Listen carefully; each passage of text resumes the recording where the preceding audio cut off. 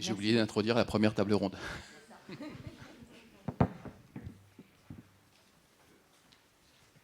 Du coup, nous allons accueillir nos premiers intervenants pour la table ronde sur les enjeux juridiques et le signalement de la presse ancienne des préalables indispensables à la numérisation. Donc, Monsieur Pouchard va nous placer le cadre juridique parce que je pense que c'est un élément très important pour pouvoir lancer ces phases de numérisation et de signalement de la presse. Et puis, la table ronde qui sera modérée par Monsieur Stoll. Donc, je vous laisserai peut-être présenter chacun des intervenants à la table ronde et aux échanges. On répondra aux questions à la fin, peut-être, des deux temps de la séquence.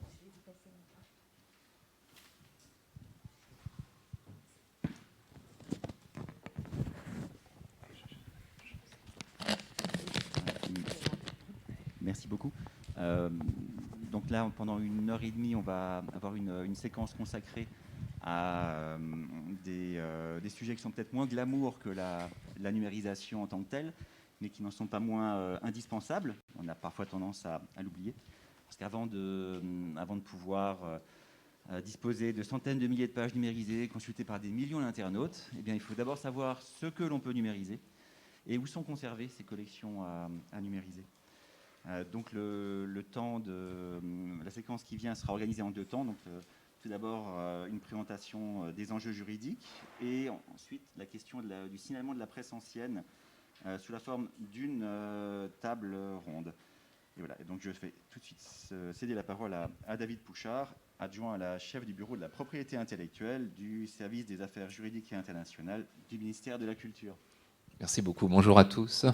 Alors, je m'excuse aussi par avance pour le caractère peut-être un peu aride de la présentation, mais c'est les questions juridiques qui imposent le plus souvent cette nature un peu particulière, alors, sachant que précisément pour les archives de presse, les questions juridiques sont peut-être encore plus complexes que pour d'autres contenus protégés par le droit d'auteur, ce qui ne simplifie pas la tâche précisément. Donc, je m'efforcerai quand même néanmoins pour l'essentiel de simplifier évidemment au maximum la présentation, quitte à frôler parfois l'imprécision ou l'approximation, mais l'essentiel étant néanmoins qu'à l'issue de cette présentation, vous ayez au moins en tête les grands principes qui régissent effectivement la question de l'exploitation des archives de presse, et puis dans le meilleur des cas, j'essaierai au moins de démontrer que tout n'est pas impossible, que certaines choses sont possibles précisément pour numériser et diffuser les archives de presse. C'est bien l'objectif. Alors, avant même d'évoquer le cœur du sujet, c'est-à-dire la question des conditions dans lesquelles le cadre juridique qui peut permettre, dans certaines conditions, d'exploiter des archives de presse, il me semble néanmoins au préalable, dans un premier temps de l'intervention, peut-être de recadrer un peu la question générale du régime de protection des archives de presse, de savoir qu'est-ce qu'on protège concrètement et qui détient les droits sur les contenus de presse, avant d'évoquer la seconde question, dans une deuxième partie du cadre juridique qui régit l'exploitation de ces archives d'une manière générale.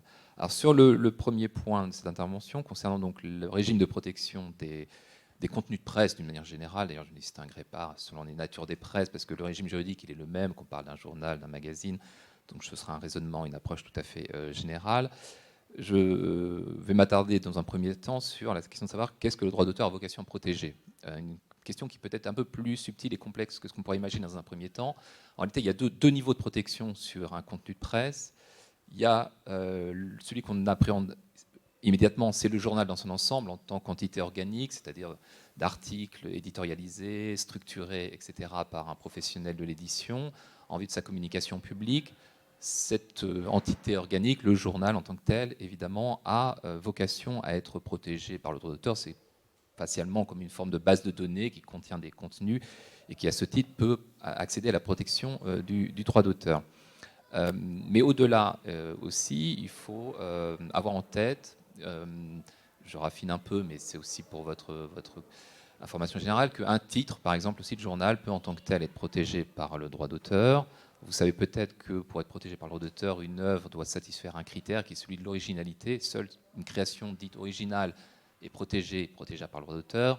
Alors, ce critère de l'originalité, malheureusement, je ne peux pas vous le définir de manière très objective, parce qu'au contraire, il a une nature très subjective. C'est original, une œuvre qui porte l'empreinte d'une personnalité, la personnalité en l'occurrence de son créateur. C'est un critère assez subjectif.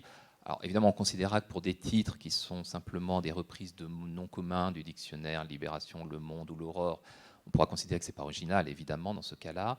Pour d'autres types de titres un peu plus élaborés, qui portent une empreinte créative un peu plus marquée, la protection peut être acquise, et les juges régulièrement, sur des titres de chansons, de romans, et y compris de journaux, ont pu admettre la protection par le droit d'auteur. Je ne sais pas, peut-être que sur des choses plus contemporaines, peut-être le Nouvel Observateur pour être original, ou sur des titres plus anciens, je ne sais pas, Le Samoal par exemple, de Pierre Dac, on pourra peut-être considérer que c'est original, le cas échéant. Donc il y a aussi, on voit qu'au-delà du journal lui-même, il y a le titre qui est un élément détachable. Autre élément qui est important, encore plus que le titre certainement, dans une perspective de numérisation, c'est cette fois-ci plus la forme, c'est-à-dire la charte graphique et la maquette du journal, qui est protégeable indépendamment du contenu par le droit d'auteur. Tout le travail, et pas seulement sur les versions numériques Internet, mais aussi le journal papier, le choix de la typographie effectuée, les couleurs, l'organisation des rubriques, les structures, etc. Les juges admettent aussi largement, dès lors que là aussi il y a une démarche originale, créative, qui peut être relevée, que la maquette du journal peut être protégée par le droit d'auteur. Donc on voit que l'objet journal en tant que tel peut donner déjà prise à des droits d'auteur à plusieurs niveaux en réalité. Et le deuxième objet de protection, celui-ci, c'est, pour le coup, ce sont l'ensemble des contributions individuelles qui composent le journal, c'est-à-dire l'ensemble des articles, des contenus écrits, évidemment, ce sont les photographies, les dessins, les caricatures, etc. Chacun de ces éléments pris individuellement, évidemment, est protégeable en tant qu'œuvre individuelle, détachable du journal, évidemment, protégeable par le droit d'auteur. Là également aussi, j'y reviens rapidement, avec cette même exigence quand même préalable d'une originalité à démontrer.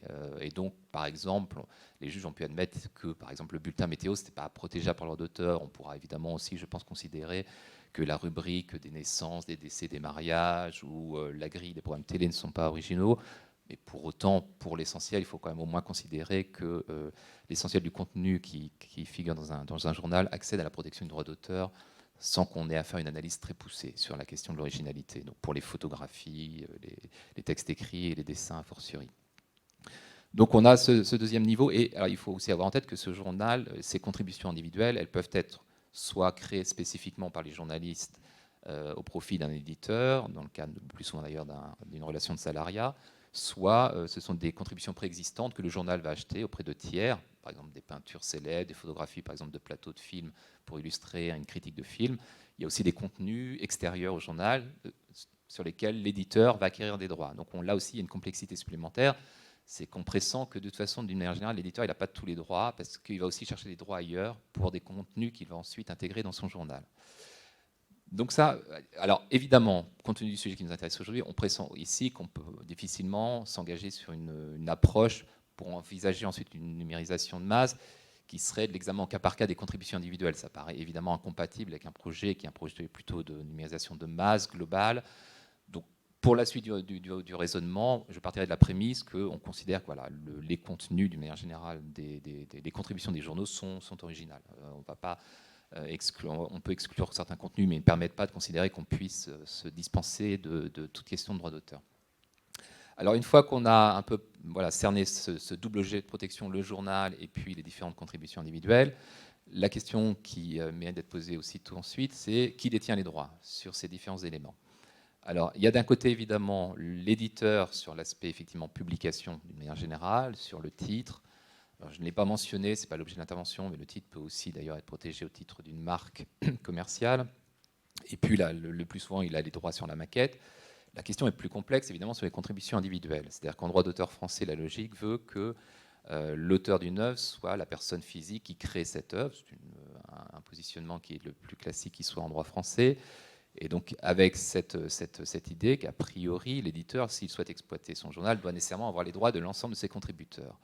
Alors, compte tenu de la difficulté que cela pose d'avoir à négocier dans le temps et de manière régulière des droits avec un nombre certainement très important, le plus souvent, de contributeurs, la jurisprudence d'abord, puis la loi en 1957 ont essayé de simplifier en réalité la tâche de l'éditeur en créant une fiction juridique, qui est une notion très dérogatoire en droit français, qui est la notion d'œuvre collective. L'œuvre collective, pour simplifier, c'est une œuvre qui est créée par une personne morale, qui prend l'initiative d'une création, qui met autour de la table un certain nombre de créateurs pour justement créer cette œuvre, qui supervise le travail de création qui est réalisé, et qui ensuite publie et édite sous son nom l'œuvre qui est issue de ce travail collectif. C'est une notion très dérogatoire parce qu'elle aboutit en réalité à conférer les droits d'auteur, non pas aux contributeurs individuels, mais à l'entreprise en tant que telle. Ça nous éloigne très largement de la logique du droit français, où normalement une personne morale ne peut jamais être auteur en tant que telle, et ça nous rapproche beaucoup évidemment d'une logique qui est plus anglo-saxonne de copyright, où on valorise en réalité l'investissement en considérant que l'investisseur est finalement l'auteur, c'est une fiction juridique, mais de l'ensemble des contributions qu'il a publiées. Alors cette notion qui a été posée en 1957, elle concernait deux types de créations principales en réalité, c'était les dictionnaires et les journaux, deux types d'œuvres où on voit que se posent des enjeux de négociation individuelle assez similaires, très complexes, dans le temps a fortiori. Et pour ces deux types de contenus, à minima, il en est d'autres, mais pour ces deux, le juge a considéré qu'on pouvait considérer que l'éditeur, de fait, avait les droits, sans avoir à négocier individuellement avec le photographe, le dessinateur, avec l'auteur de contributions écrites. Néanmoins, là où la chose est plus complexe, et c'est là où on retrouve une difficulté, c'est qu'on pourrait considérer, dans la perspective d'une numérisation, qu'il suffirait de fait, finalement, de s'adresser à l'éditeur. La chose est plus complexe parce que, à l'aune des années 90-2000, le juge a finalement considéré que cette notion d'œuvre collective, qui est très dérogatoire, doit être interprétée très restrictivement, et qu'elle ne couvre en réalité que l'édition papier. Et les juges ont très vite considéré que cette notion ne couvrait que la première exploitation, c'est-à-dire le journal papier, mais que pour le numérique, l'éditeur n'avait aucun droit. C'était une exploitation complètement différente. Un élément qui a très certainement aussi beaucoup pesé dans le jugement des tribunaux à cette époque, c'est le fait que le plus souvent d'ailleurs, les journaux ne sont pas exploités en tant qu'entité organique de manière homothétique sur Internet, mais que le plus souvent, on donne accès aux contributions individuelles. Donc ce n'est pas tant le journal dans son ensemble qui est exploité en réalité que les contributions individuelles des journalistes. Et donc les juges ont considéré que la notion d'œuvre collective n'était plus pertinente à ce moment-là. Ce qui a posé une difficulté réelle. Alors, je ne vais pas aller sur ce terrain parce que c'est plus prospectif en réalité que ce qui nous intéresse aujourd'hui, mais le législateur est intervenu en 2009 pour instituer un régime juridique assez complexe, mais qui permet de régler cette question pour l'avenir. En tout cas, à partir de 2009, les éditeurs maintenant ont retrouvé la main sur une grande partie des droits numériques, suivant des dispositifs contractuels un peu complexes sur lesquels je ne reviendrai pas. Mais pour le passé, en tout cas, il faut au moins avoir en tête que les éditeurs ont obtenu une faveur qui... s'agissant de l'exploitation, avec un mécanisme qui concentre les droits sur leur tête, mais uniquement pour le papier. Donc pour le numérique, et ce qui nous intéresse aujourd'hui, l'éditeur ne peut pas être l'interlocuteur unique, en réalité, pour négocier les droits. Ça n'est pas possible. Donc ce qui nous amène au cœur, évidemment, maintenant, de la présentation. C'est la deuxième partie, où on va évoquer le cadre juridique qui permet, dans quelles conditions, en tout cas, peut-on numériser et diffuser des œuvres de presse. Alors je vais partir du régime peut-être le plus simple, en tout cas facialement a priori à mettre en œuvre, jusqu'au plus complexe. Je vais hiérarchiser en ce sens, sachant qu'à mon sens, la numérisation des archives de presse va se concevoir comme une articulation de ces différents régimes en pratique, certainement. Il n'en est pas qu'un seul, malheureusement. C'est là où je vous disais qu'il y avait une certaine forme de complexité au préalable. Il n'y a pas un cadre juridique unique que je pourrais vous imposer. Je pense qu'il y a une combinaison de possibilités qu'il faut pouvoir éventuellement utilisées en fonction de leurs conditions propres d'application. Bon. Alors, la première hypothèse qui permet de numériser des articles de presse et éventuellement les diffuser, la plus simple, finalement, c'est la question du domaine public, c'est-à-dire l'hypothèse où on considérera que le journal et les différentes contributions qu'il compose ne sont plus protégés par le droit d'auteur. Vous savez certainement que le droit d'auteur n'est pas perpétuel, en tout cas dans son aspect patrimonial et pécuniaire, qu'il y a une limite dans le temps. Alors, limite qui a évolué dans le temps, qui a été... Mais là, je ne veux pas non plus entrer dans des subtilités qui n'intéressent que les juristes, mais pendant très longtemps, c'était une durée de protection de 50 ans, et en 1993, cette durée a été prolongée à 70 ans. Donc, pour la suite du raisonnement, je vais reprendre cette durée de 70 ans, qui est en réalité peut-être celle qu'on peut retenir pour simplifier un peu l'exposé. Alors, pour les droits de l'éditeur sur son journal, sur sa publication d'ensemble, j'évoquais tout à l'heure la charte graphique, le titre éventuellement, et puis le produit éditorialisé.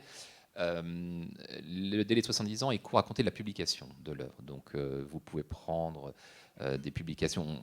Donc, si on prend des hypothèses temporelles, on peut imaginer que, grosso modo, jusqu'en 1950 à peu près, l'éditeur n'est plus protégé. À partir de 1950, on voit bien que c'est pour des contenus publiés après 1950, avec la règle des 70 ans supplémentaires, très rapidement, on revient sur un régime de protection. Donc là, il y a un premier plan, une première possibilité envisageable d'exploitation liée à des publications qui auraient fait l'objet précisément d'une publication avant 1950. Mais là, je parle uniquement des droits de l'éditeur. Malheureusement, c'est plus compliqué parce que, comme je vous l'ai dit préalablement, il n'y a pas que le droit de l'éditeur, mais il y a aussi le droit des contributeurs individuels. Et là, pour le coup, c'est une complexité beaucoup plus grande puisque la durée de protection du droit d'auteur pour les auteurs individuels s'apprécie selon chaque auteur, non pas à compter de la publication du journal, ce serait très simple, mais c'est à compter du décès de chaque auteur. Donc cette règle de 70 ans, et elle est applicable auteur par auteur, ce qui, en pratique, pourrait imposer d'avoir à mener effectivement une expertise au cas par cas pour chaque journal en essayant de voir quelle est la date de décès de chacun des contributeurs. Alors, on imagine que ce travail-là n'est pas réellement possible, à la fois parce que parfois le contributeur n'est pas identifié dans le journal, ce qui est assez fréquent. Parfois, il est identifié, mais on est incapable de retrouver son état civil et sa date de décès. Donc, on voit bien ici que pour les contributeurs individuels, c'est nécessairement une forme de pari ou d'extrapolation à laquelle il faut procéder. Là aussi, à partir de créneaux temporels, en essayant de modéliser finalement une hypothèse type. Je vais essayer d'en prendre une pour vous montrer un peu comment on peut procéder, mais sous toute réserve, parce que ce n'est pas une règle juridique certaine. On va prendre l'exemple, par exemple, d'un journal qui est publié en 1900, par exemple, et on prend l'hypothèse la plus contraignante, c'est-à-dire un journaliste à l'époque très jeune qui publie à 20 ans dans ce journal. Et si on prend l'espérance de vie moyenne, on considère que c'est de vie jusqu'à 70 ans, donc encore 50 ans de plus, ça fait 1950. Il décède en 1950. On pourra considérer que pour un journal type publié en 1900, globalement, l'hypothèse qu'il y ait du droit d'auteur est relativement faible, puisque globalement, un auteur qui aurait publié jeune en 1900 serait mort entre 1950 et 1960, et la durée de protection a échu. Bon, les 70 ans sont passés. Alors évidemment, on n'est pas à l'abri d'un auteur qui aurait vécu beaucoup plus longtemps. Là aussi, c'est nécessairement une moyenne, une extrapolation, et vous pouvez très bien avoir un éditeur qui aurait vécu 90 ans, et là, pour le coup, cette règle ne jouera pas. Donc là, il y a nécessairement une forme de pari, et certainement de risque juridique à mener ce type de raisonnement. Mais néanmoins, le risque est très mesuré, puisque pour 1900, on voit bien quand même que néanmoins, pour l'essentiel, on pourra très vite établir que pour la quasi-totalité des auteurs, la protection est expirée. En revanche, très vite, et si je prends le même modèle, la même hypothèse d'un auteur qui a publié jeune en 1920, typiquement avec 50 durées de vie supplémentaires, on arrive à 1970, et là, ça ne marche plus. Donc ce raisonnement général, on voit bien que, autant pour l'éditeur jusqu'à 1950, on voit bien que le domaine public a une pertinence. Dès lors qu'on descend pour chaque contribution individuelle, en réalité 1900 semble être une barrière sérieuse, juridiquement, qu'on peut essayer d'établir assez fortement. Plus on avance au-delà de 1900, plus le risque est clairement important. Et ça, il faut l'avoir en tête. Donc nécessairement, le domaine public ne sera pas la solution idoine pour régler tous les problèmes. En tout cas, il y a un créneau peut-être jusqu'à 1900, mais après, ça devient beaucoup plus compliqué. Donc ça n'est pas la solution unique, de fait.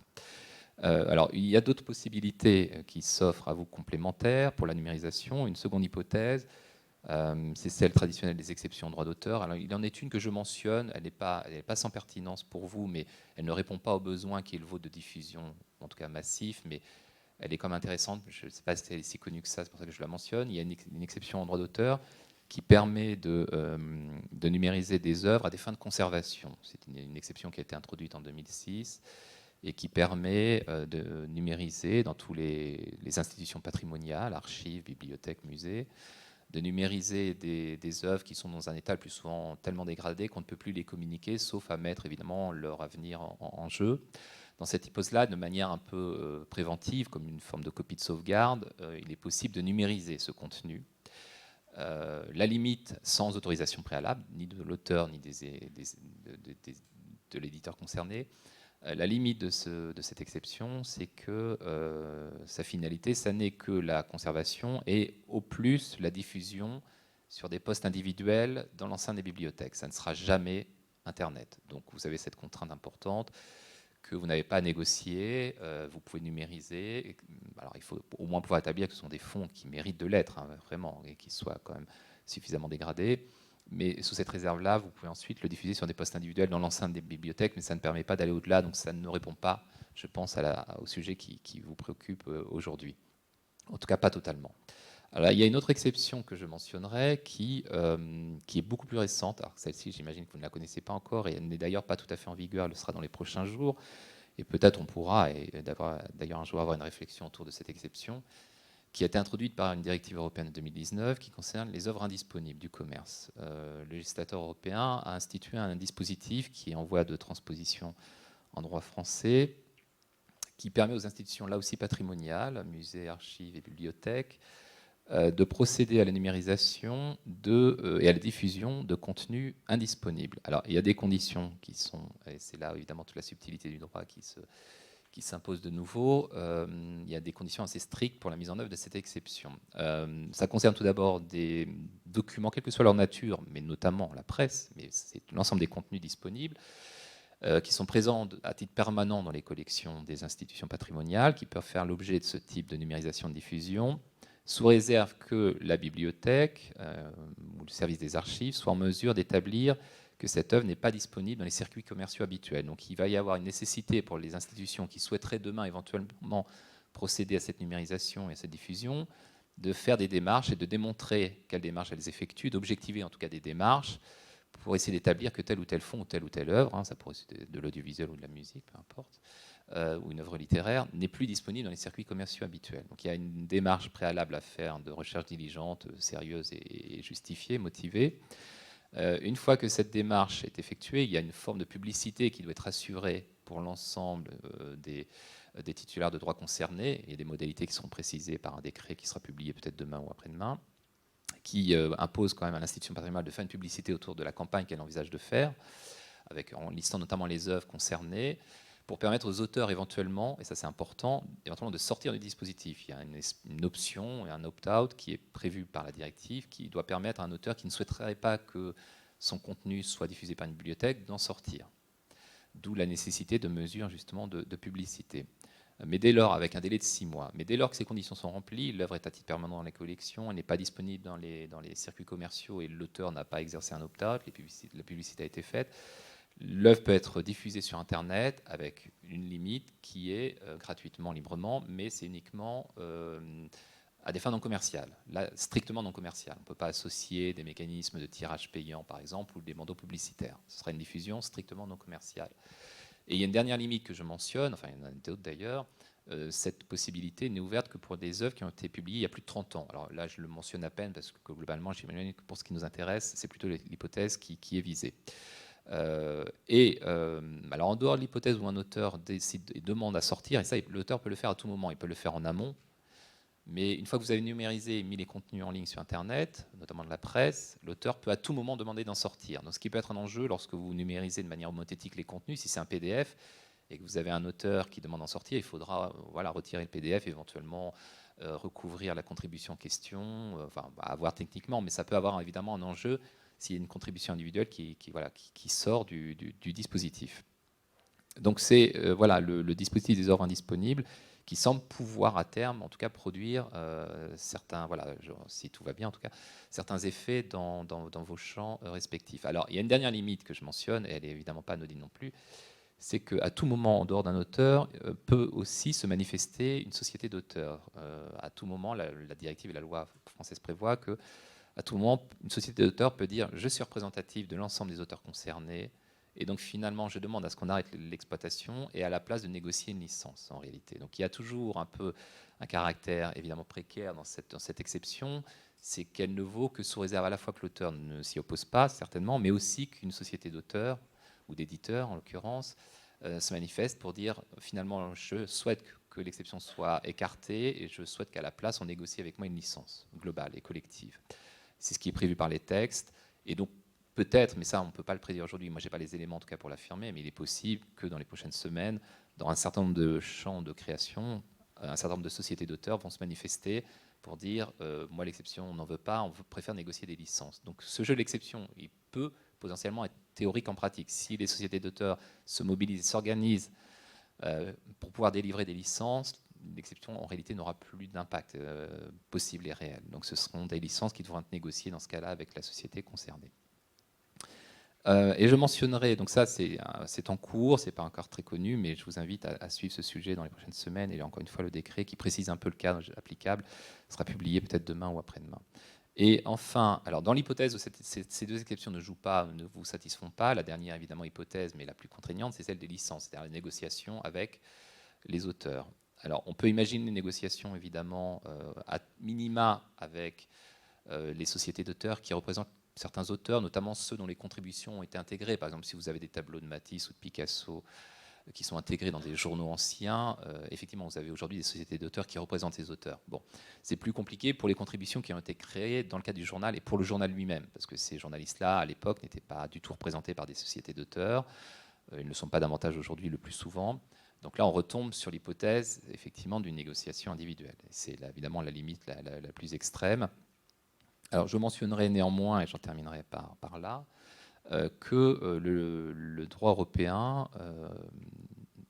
a créé un autre dispositif qui, à ce stade, n'a pas été retenu, s'agissant des archives de presse, mais qui pourrait l'être à tout moment dans les années qui viennent, dans les mois qui viennent potentiellement, qui est un dispositif de négociation, ce qu'on appelle des licences collectives étendues, qui est un mécanisme qui permet, dans des hypothèses, et il me semble qu'on est bien dans cette hypothèse-là, d'exploitation complexe compte tenu du grand nombre d'ayants droit concernés, hypothèse où la négociation sur une base individuelle est irréaliste, impraticable en pratique et impossible. Dans cette hypothèse, la loi peut confier à une société d'auteurs, un organisme de gestion collective, la possibilité finalement de délivrer une licence pour l'ensemble des auteurs, y compris ceux qui ne sont pas membres. C'est un mécanisme finalement qui permet de liciter un usage massif grâce à un accord, un contrat qui est conclu avec une société d'auteurs représentative. Alors ça, on l'a déjà prévu en droit français, et cet accord ensuite fait l'objet d'une extension à l'ensemble des auteurs concernés. Donc c'est plutôt sécurisant. Ce dispositif en droit français, on l'a prévu dans 3 hypothèses aujourd'hui. Je ne vais pas rentrer dans le détail, mais notamment dans le champ des exceptions pédagogiques, pour les publications scientifiques en ligne notamment, et la diffusion des photos sur certaines plateformes de partage de contenu en ligne. Mais à ce stade, ce n'est pas une option qui a été levée dans le secteur de la presse. Mais encore une fois, la directive permet aux législateurs français de s'en saisir à tout moment. Donc on pourrait demain imaginer que dans le champ de la presse, par exemple, et au-delà peut-être même certains pans de la littérature, on puisse prévoir qu'une société représentative soit en droit de négocier avec des utilisateurs, des bibliothèques, des services d'archives, des musées, des licences d'exploitation qui seront ensuite étendues par le ministère de la Culture à l'ensemble des ayants droit, avec des conditions de licence qui sont librement évidemment définies et négociées entre les parties, et notamment une contrepartie qui sera à minima évidemment financière. Bon, ça c'est plus prospectif, puisqu'en réalité ce dernier dispositif aujourd'hui n'a pas été activé, encore une fois, dans le champ qui nous concerne. Donc ce qu'il faut au moins retenir, nous, c'est évidemment, il y a ce premier plan qui est celui du domaine public, avec la limite temporelle quand même assez rapide que je mentionnais à compter de 1900, qui commence à poser des difficultés certaines. Après les exceptions, dont l'une est plutôt limitée puisqu'elle ne permet qu'une diffusion intra-établissement, l'autre qui peut permettre d'aller bien au-delà, mais pour des usages strictement non commerciaux, qui peut être activée sous réserve que les auteurs n'en sortent pas et qu'une société d'auteurs ne vienne pas négocier en lieu et place des auteurs. Et puis le dernier point, c'est la licence négociée, et peut-être cette hypothèse d'un jour d'une licence collective étendue, qui est une hypothèse qui certainement a un certain avantage par rapport à l'exception que je mentionnais précédemment, puisque vous n'êtes plus tenu par la barrière temporelle des 30 ans, vous n'avez plus à faire des recherches pour vérifier que l'œuvre est disponible ou pas dans le commerce, et surtout, in fine, vous pouvez même envisager des usages commerciaux, même indirects, liés à la licence, alors que l'exception que je mentionnais précédemment est quand même, de ce point de vue, beaucoup plus fermée. Donc voilà, je vous avais prévenu que c'était relativement complexe, mais rien n'est tout à fait impossible en réalité, donc c'est au moins ça que je pense qu'il faut retenir. Et je reste évidemment à votre disposition pour les jeux des questions-réponses. Merci. Merci beaucoup à David Pouchard pour...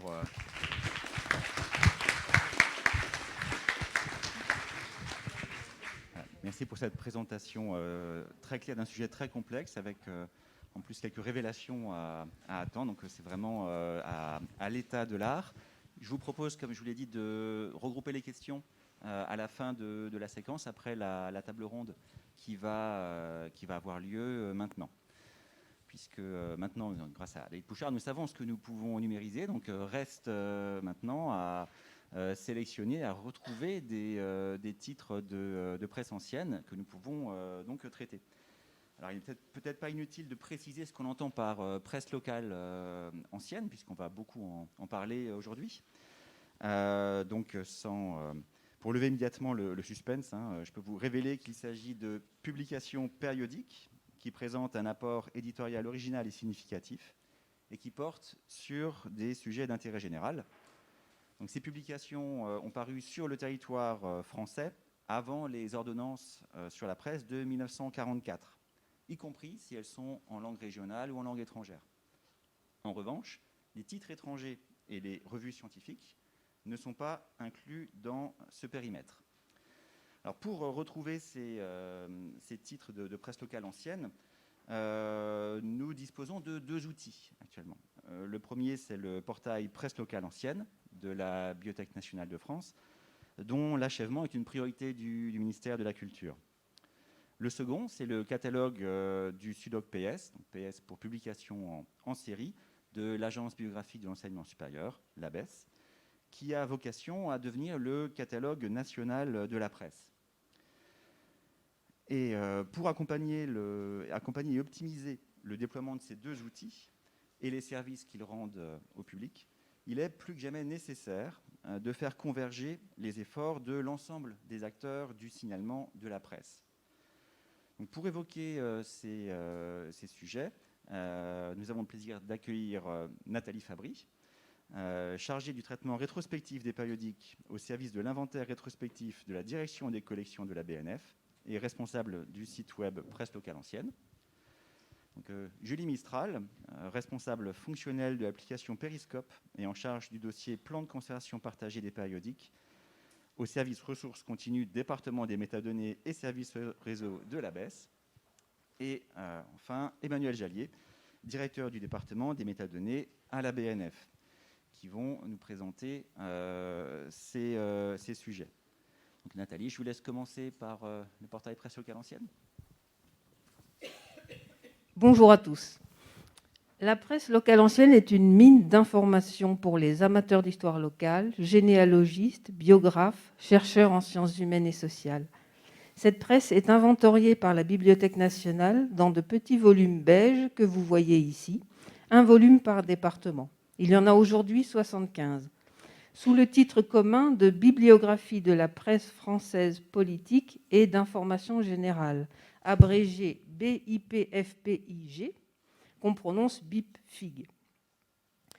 Les titres que nous retenons dans ce corpus sont la presse généraliste, la presse politique, religieuse, la presse des anciens combattants, les bulletins municipaux, mais pas les bulletins paroissiaux, la presse agricole, économique, syndicale, la presse des spectacles, du tourisme, et cela jusqu'en 1944, parce que c'est une coupure historique. Les ordonnances prises à la libération de la France ont obligé à cesser de paraître tous les journaux qui s'étaient précédemment soumis aux forces d'occupation. Dans chaque établissement qui conserve des collections de presse locale antérieures à 1944,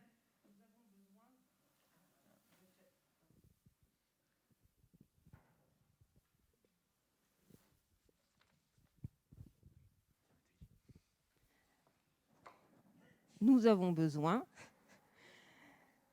de faire établir des états de collection détaillés. Vous voyez ici l'exemple d'une fiche de dépouillement d'un titre à la BNF. Pour les titres que la BNF n'a pas, il faut aussi faire établir une description bibliographique. Nous ne signalons pas uniquement les collections complètes, mais aussi les numéros isolés.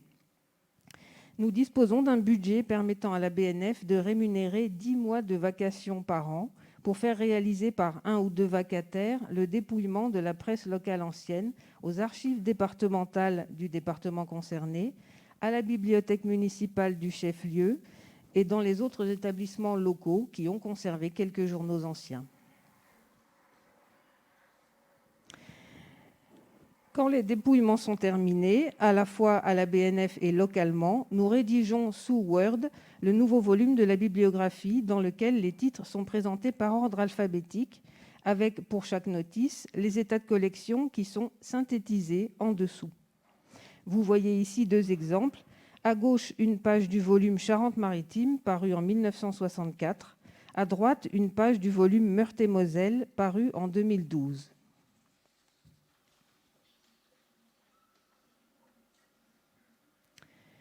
Vous voyez ici la carte des volumes de bibliographie déjà parus. Les volumes les plus anciens ne signalaient les journaux qu'à partir de 1865. Cela veut dire que la presse locale parue sous l'Ancien Régime, à la Révolution et jusque vers la fin du Second Empire est absente de ces volumes. Ce sont les départements que vous voyez en orange. Alors que les volumes des départements en marron contiennent toute la presse qui a existé dans ce département des origines à 1944. Vous voyez aussi sur cette carte 4 départements en rouge. Ce sont ceux sur lesquels nous sommes en train de travailler, à 4 personnes à la BNF, 3 équivalents temps plein. La Seine-Maritime. Les dépouillements à la BNF sont terminés, ainsi que les dépouillements locaux. Le volume devrait paraître en 2023.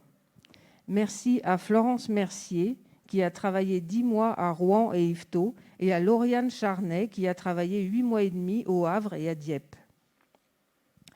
Isère, les dépouillements à la BNF sont terminés. Recrutement à Grenoble en novembre 2022 pour 9 mois. Drôme, les dépouillements à la BNF sont terminés. Recrutement à Valence en 2023. Deux-Sèvres, les dépouillements à la BNF sont en cours. Vous voyez maintenant la carte de la version web de cette bibliographie, c'est-à-dire le site Presse locale ancienne, que je vais vous présenter ensuite. Si on compare ces deux cartes, on voit deux choses. D'abord, on voit qu'il n'y a plus de distinction entre les départements. La version web couvre toutes les périodes de l'histoire de la presse avant et après 1865, de façon homogène pour tous les départements traités. Autre différence, la presse des 5 départements d'outre-mer est présente sur le site web, alors que les volumes concernés ne sont pas encore parus.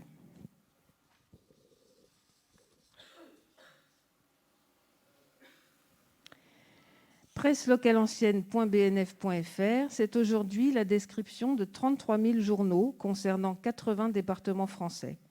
Une interface simple, une carte de France interactive, des liens directs vers la presse par tendance politique, radicale, conservatrice, anarchiste, par thème, comme par exemple l'immobilier, les protestants, la presse satirique, la presse illustrée, la presse publiée par des femmes, mais aussi par langue, poitevin, ch'timi et autres langues d'oïl, occitan, allemand, breton, corse, basque, anglais et d'autres beaucoup plus rares. La recherche vide est possible, elle renvoie tout le corpus. Et pour ne pas se noyer dans les résultats d'une recherche quelconque, l'affinage des résultats par période, par département, et l'affinage pour retenir uniquement les journaux numérisés. 17% des journaux sont numérisés. Important à savoir, la recherche porte sur les mots présents dans les notices qui décrivent les journaux, le titre, le sous-titre, la ville, les notes. La recherche ne porte pas sur le contenu du texte des journaux eux-mêmes. Pour approfondir, le site offre de nombreuses rubriques d'aide, aperçus historiques, sélections iconographiques, etc. Elles sont toujours accessibles par les petites barres horizontales en haut à droite, le menu.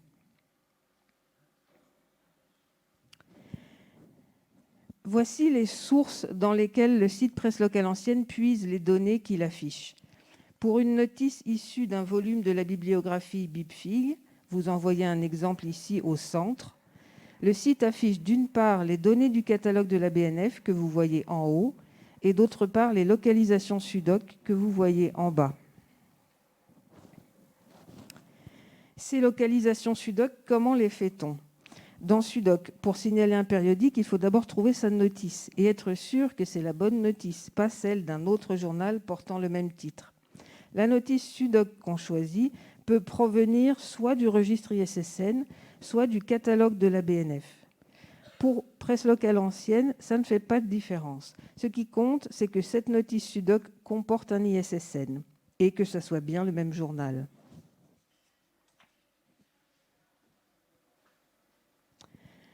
Ce qui permet à Presse locale ancienne d'afficher ensemble les données BNF et les localisations SUDOC, c'est l'ISSN. Pour créer le site Presse locale ancienne, il a fallu attribuer un ISSN à tous les titres du BibFig.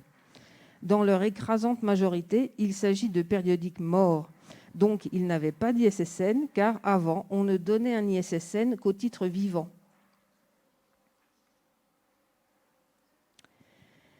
Si un établissement veut signaler qu'il conserve un périodique qui n'a pas d'ISSN, il faut demander qu'un ISSN soit attribué à ce périodique. Pour cela, il y a un outil qui s'appelle SIDEMIS. Emmanuel en reparlera.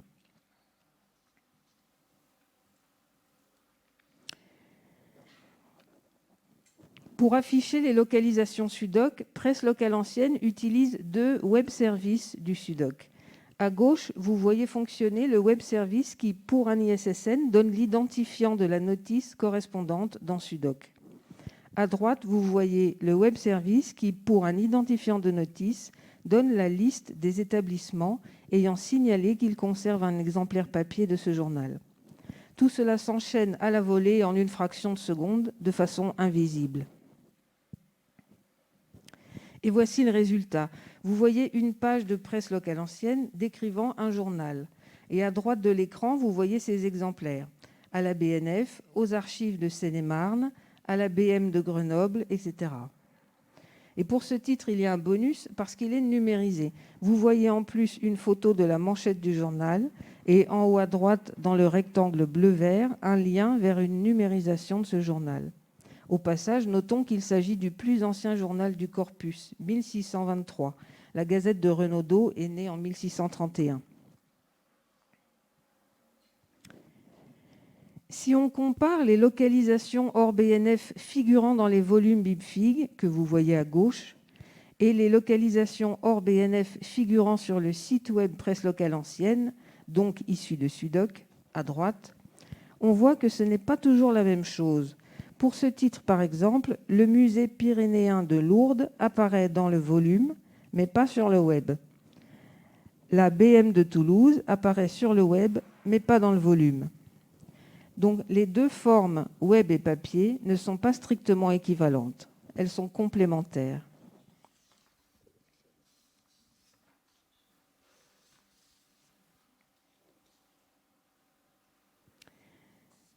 Ici, on voit en haut un titre qui n'est conservé qu'aux archives départementales des Hautes-Pyrénées. Donc, on peut dire un UNICA, cote 1 JB70, qui figure dans le volume BibFig, mais qui n'a pas encore été signalé dans SUDOC.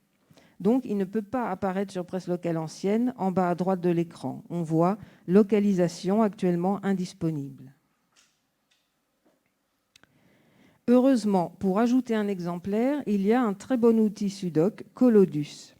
La mise à jour est instantanée dans SUDOC et par conséquent aussi sur Presse Locale Ancienne.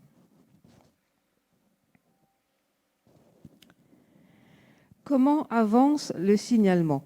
Il est difficile de répondre à cette question car le site Presse Locale Ancienne n'est pas une base de données. Il se contente d'afficher les localisations SUDOC à la volée sans stocker cette information. Il est donc impossible de chercher dans Presse Locale Ancienne par établissement de conservation. On peut cependant se faire une idée du nombre de notices localisées en tapant dans Google Chrome, entre guillemets, le nom de l'établissement tel qu'il apparaît dans SUDOC, puis site.presselocaleancienne.bnf.fr.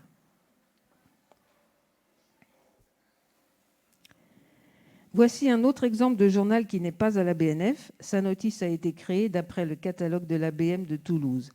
Il n'a pas encore de localisation SUDOC, donc on voit localisation actuellement indisponible. Si on n'est pas satisfait de cette réponse, on peut cliquer sur la recherche qui est pré-remplie dans le rectangle orange en bas à gauche sur Presse Locale Ancienne pour chercher dans la base patrimoine du catalogue collectif de France. On trouve alors 2 exemplaires signalés dans le CCFR. Il s'agit d'un périodique, mais ces notices CCFR sont de type livre. Ces notices sont donc sans ISSN et ne peuvent pas être connectées à Presse Locale Ancienne. Il faudrait que ces exemplaires soient saisis dans SUDOC.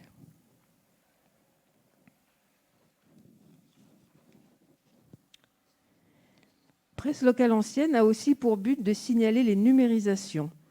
Pour signaler une numérisation d'un titre présent sur Presse Locale Ancienne, il suffit d'écrire à presselocaleancienne@bnf.fr. un ISSN de numérisation sera attribué. Pas besoin de passer par SIDEMIS dans ce cas. Le lien cliquable vers cette numérisation sera visible sur Presse locale ancienne dès le lundi suivant, en haut à droite dans le rectangle bleu-vert.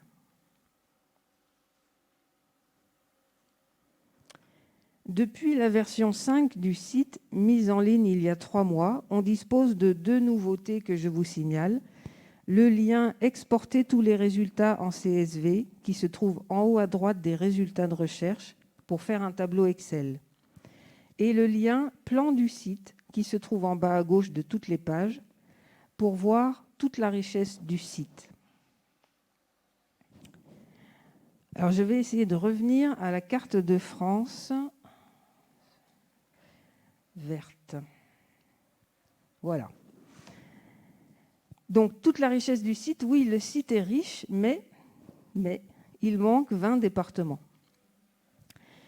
Au rythme habituel des publications BibFig, soit un volume par an en moyenne ces 20 dernières années, il faudrait 20 ans pour terminer le site.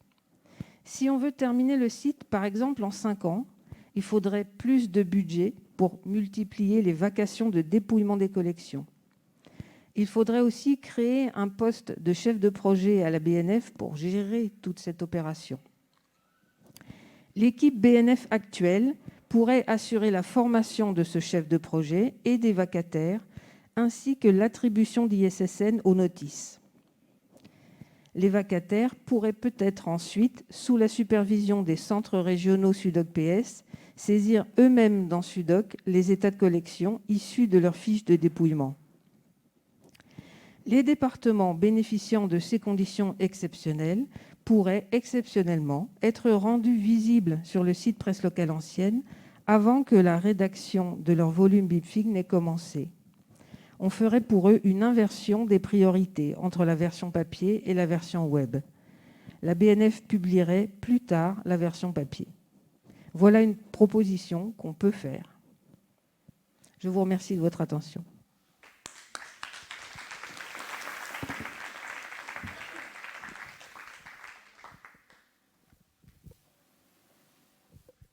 Bonjour à tous.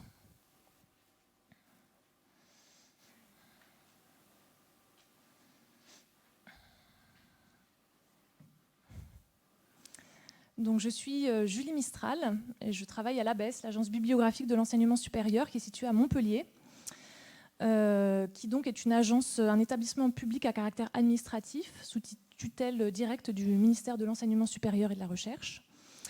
Et donc, comme vous l'avez entendu ce matin, cette agence est chargée de l'administration du SUDOC, qui est donc le système universitaire de documentation, qui est né en 1996, il me semble, et qui donc est un énorme réservoir de données descriptives, bibliographiques, descriptives donc des ressources des établissements documentaires de l'enseignement supérieur. Donc SCD, bibliothèque d'université, etc.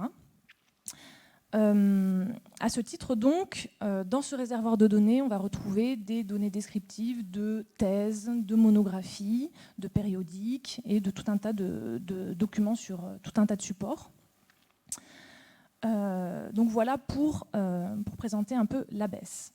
Au sein de l'ABES, et depuis sa création, enfin depuis la création du SUDOC, en fait, le SUDOC a été alimenté par différents catalogues qui préexistaient, dont le CCNPS, qui était le catalogue collectif national des publications en série. Et donc le SUDOC a été alimenté à l'initiale par le versement de tout un tas de catalogues, dont celui-là, catalogue dans lequel donc le CCNPS qui a été arrêté en 2000, dans les années 2000. Aussi, dans le SUDOC, on va trouver du coup des descriptions de publications en série, donc de périodiques et de collections de monographies, qui appartiennent à des établissements qui sont hors enseignement supérieur et recherche. Et donc, le réseau SUDOC-PS, c'est à la fois un catalogue et aussi donc, un réseau qui est plus vaste que celui du SUDOC stricto sensu, puisque on est sur un périmètre aujourd'hui d'environ 2400 établissements documentaires qui peuvent être à la fois des bibliothèques de sociétés savantes, de musées, d'archives, bibliothèques municipales, territoriales, etc., ou bibliothèques d'autres ministères. Voilà. Et donc ce réseau, il est articulé sur un modèle de... Donc l'ABES est un peu tête de réseau, et puis on retrouve en fait dans chaque ancienne grande région ce qu'on appelle des centres du réseau SUDOC PS, avec des responsables de réseau SUDOC PS, qui sont donc en général des bibliothécaires, hébergés dans des SCD, dans des services de documentation de bibliothèques enseignement supérieur et recherche. Et donc, ces responsables de réseau SUDOC PS vont essayer à la fois donc de prospecter de nouvelles bibliothèques, de nouveaux fonds qui pourraient faire partie du réseau SUDOC PS. Et donc, ils ont un travail comme ça prospectif. Ils ont un travail aussi de faire vivre ce réseau, de l'animer. Et ils ont aussi le travail de faire participer éventuellement les bibliothèques, et notamment leurs fonds de périodiques d'intérêt local, patrimonial, scientifique, à, par exemple, des plans de conservation partagés. Donc voilà pour faire un petit point général sur le SUDOC et le SUDOC PS à l'ABES. Alors, je vais revenir un peu sur le SUDOC. Vous en avez entendu parler un petit peu ce matin. Donc, le SUDOC, c'est donc un réservoir de données. Et depuis une dizaine d'années, à l'ABES, ce qu'on essaie de faire, c'est de brancher à ce catalogue, à ce réservoir de données, tout un tas de services ou d'outils pour à la fois manipuler les données, les enrichir, les visualiser, par exemple. Donc, par exemple, avec Collodius, comme vous l'avez dit, on va pouvoir facilement exemplariser des collections qui se trouvent, dont la notice est déjà dans le SUDOC, mais notre établissement ne se trouve pas sous cette notice. Donc, l'exemplarisation, par exemple, est facilitée par Collodius. On a aussi, et vous en avez parlé, on en reparlera un peu plus tard, Sidemis, qui est donc un outil aussi maintenu, développé par l'ABES, qui va permettre justement d'attribuer des identifiants uniques, que sont les identifiants ISSN, à des titres de périodiques qui n'en posséderaient pas. Il y a aussi une application qui s'appelle Periscope, et c'est à ce titre que je suis là aujourd'hui, qui est donc une application de visualisation des titres et qui permet un petit peu de comparer des états de collection. Et c'est vraiment un outil qui sert au pilotage de plans de conservation partagés, mais aussi au pilotage pour un gestionnaire de périodique, pilotage de sa politique documentaire. Qu'est-ce que je désherbe, qu'est-ce que je peux donner, de quoi je peux me débarrasser, qu'est-ce qu'il faut que je garde absolument.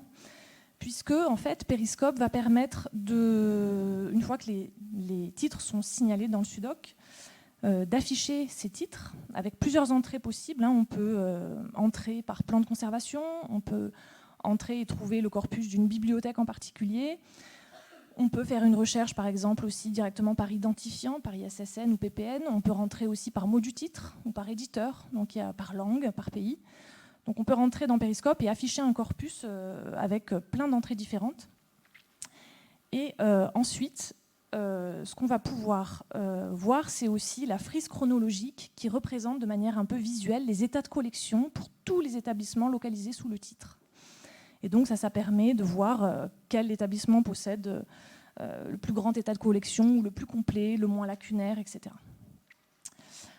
Donc Periscope, c'est un outil qui est accessible gratuitement, sans login. Il n'y a pas besoin de se loguer, c'est librement accessible. Et donc vous pouvez aller jeter un œil et voilà, chercher un peu à l'intérieur. Donc il va être, on est en train de finir une deuxième version de cet outil-là, pour une recherche encore plus précise, en pouvant mélanger davantage les critères de recherche. Et donc cette nouvelle version sera mise en production en septembre 2022. Donc là, je voulais vous montrer un petit peu du...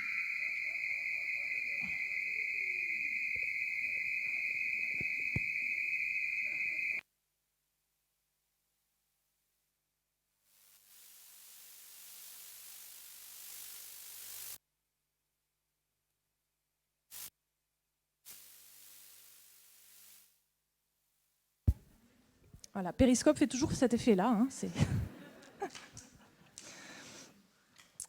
Hein, voilà, donc ce que vous voyez à l'écran, c'est donc j'ai fait une recherche sur l'établissement donc des archives départementales de Caen.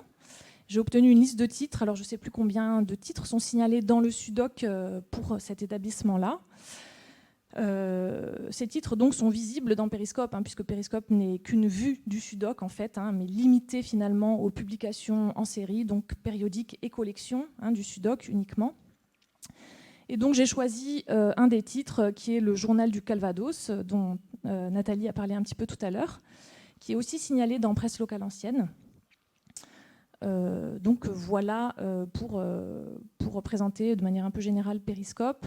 Donc ce qui est intéressant pour cet outil, c'est que cette liste de titres, on peut l'exporter. Il y a un petit bouton d'export. Donc vous allez pouvoir obtenir en sortie un tableau en CSV que vous allez pouvoir manipuler. C'est assez intéressant, notamment pour trier les titres par nombre de localisations. Le nombre de localisations, c'est l'avant-dernière colonne. Et donc, pour revenir sur ce que vous disiez ce matin, voilà, y a des titres qui sont très rarement présents dans le SUDOC. Alors peut-être qu'ils ne sont pas encore signalés, effectivement, hein, mais vous voyez qu'on voit dans ces archives des titres, notamment le Journal du Calvados, qui est présent seulement à 3 endroits en France, donc considéré comme un titre rare. Voilà pour Periscope. Et du coup, quand on clique sur le titre Journal du Calvados, ce qu'on va pouvoir afficher ici, donc c'est des informations bibliographiques de base, et puis ce que je vous disais tout à l'heure, c'est-à-dire la frise chronologique, et donc les établissements. Là, nous avons 2 établissements, donc l'Académie de Caen en Normandie, et puis qui a 2 exemplaires, hein, c'est ça.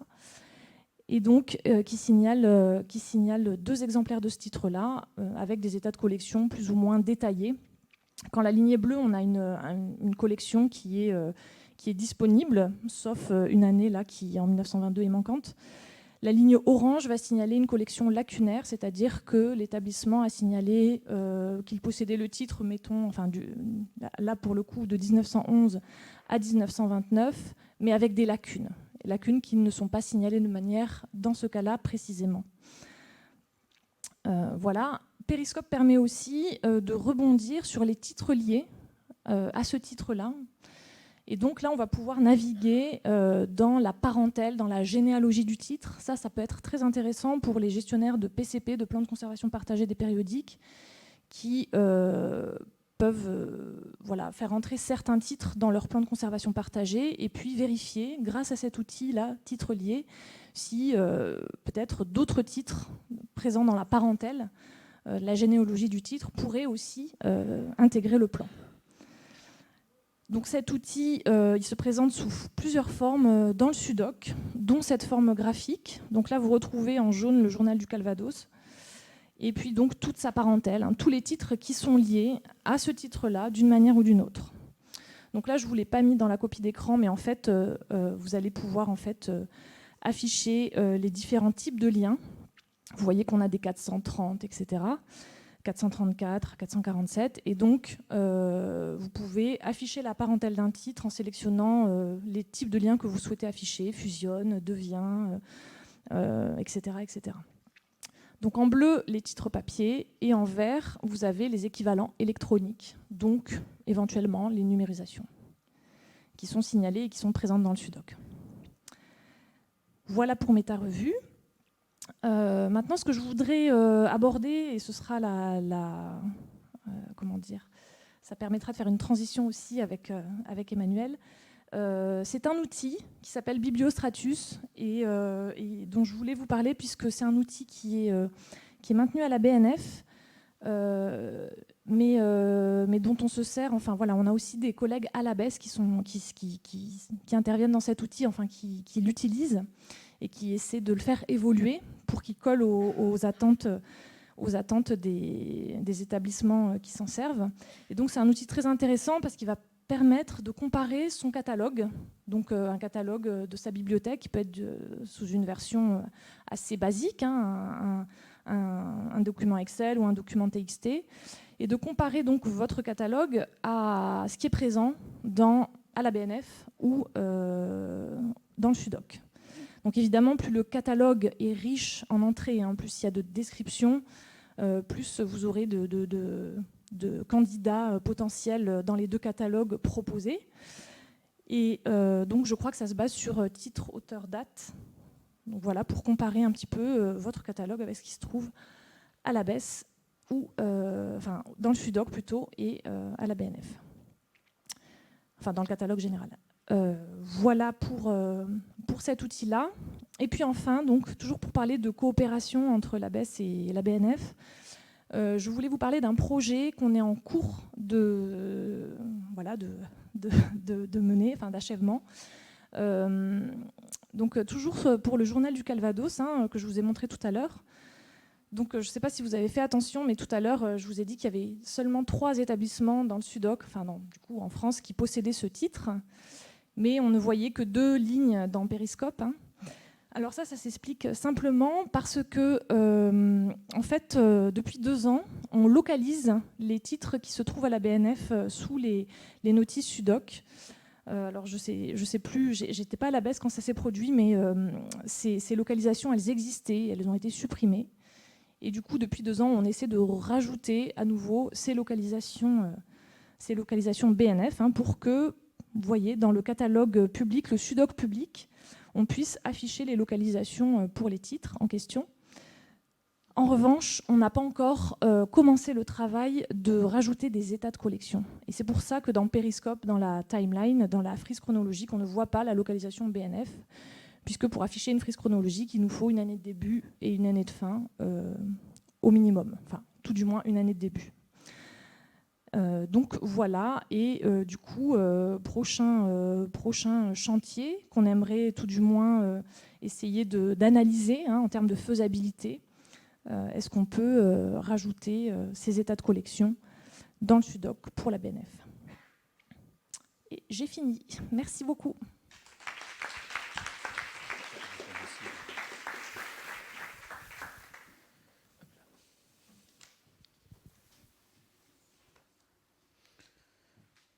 En attendant, je vais peut-être commencer déjà à me présenter. Donc, Emmanuel Jallier, directeur du département des métadonnées à la Bibliothèque nationale de France. Donc, c'est un département qui, pour faire simple, a en charge toute la coordination et la supervision de la production et de la diffusion des données bibliographiques de l'établissement. Mais c'est un département qui a une spécificité aussi, c'est le pendant de la BES pour la partie ministère de la Culture. C'est-à-dire nous sommes agence bibliographique nationale, nous aussi, avec donc des missions d'ordre national qui dépassent le cadre de l'établissement.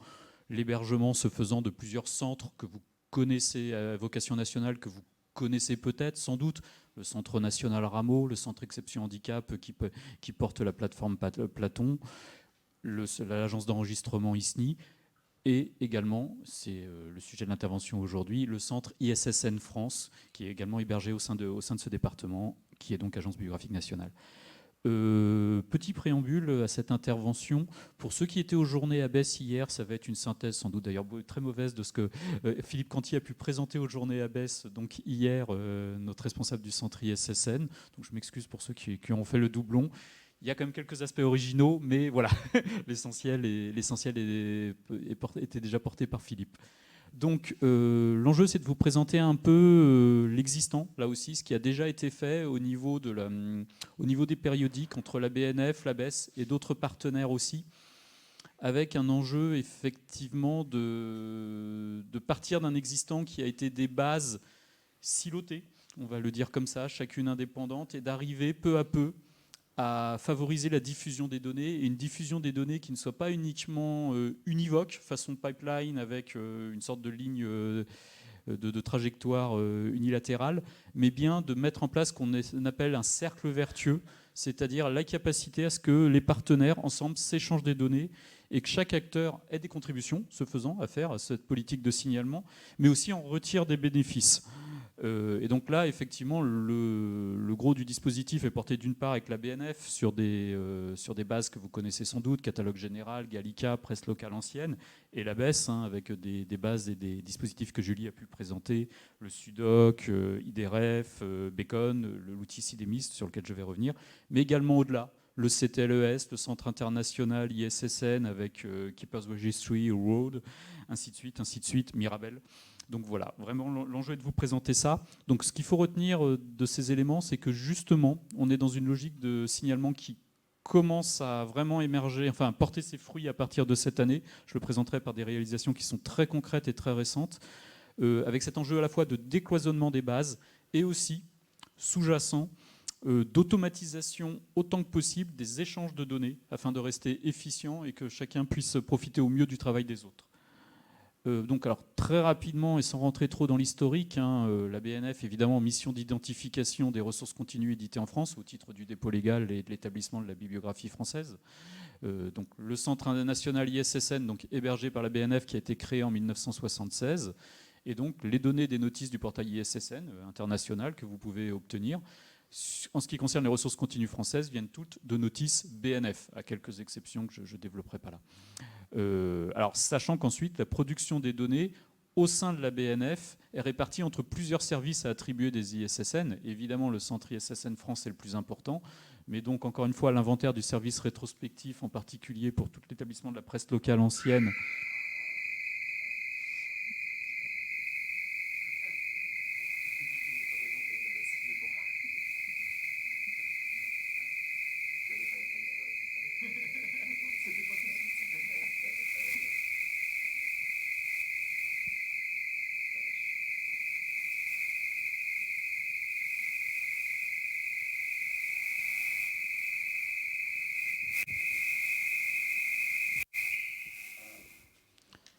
donc vous voyez, on partage tout entre la BES et la BNF, même les inconvénients.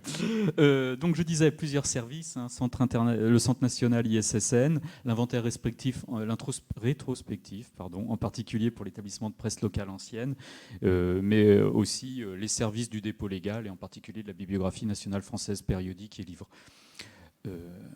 Voilà.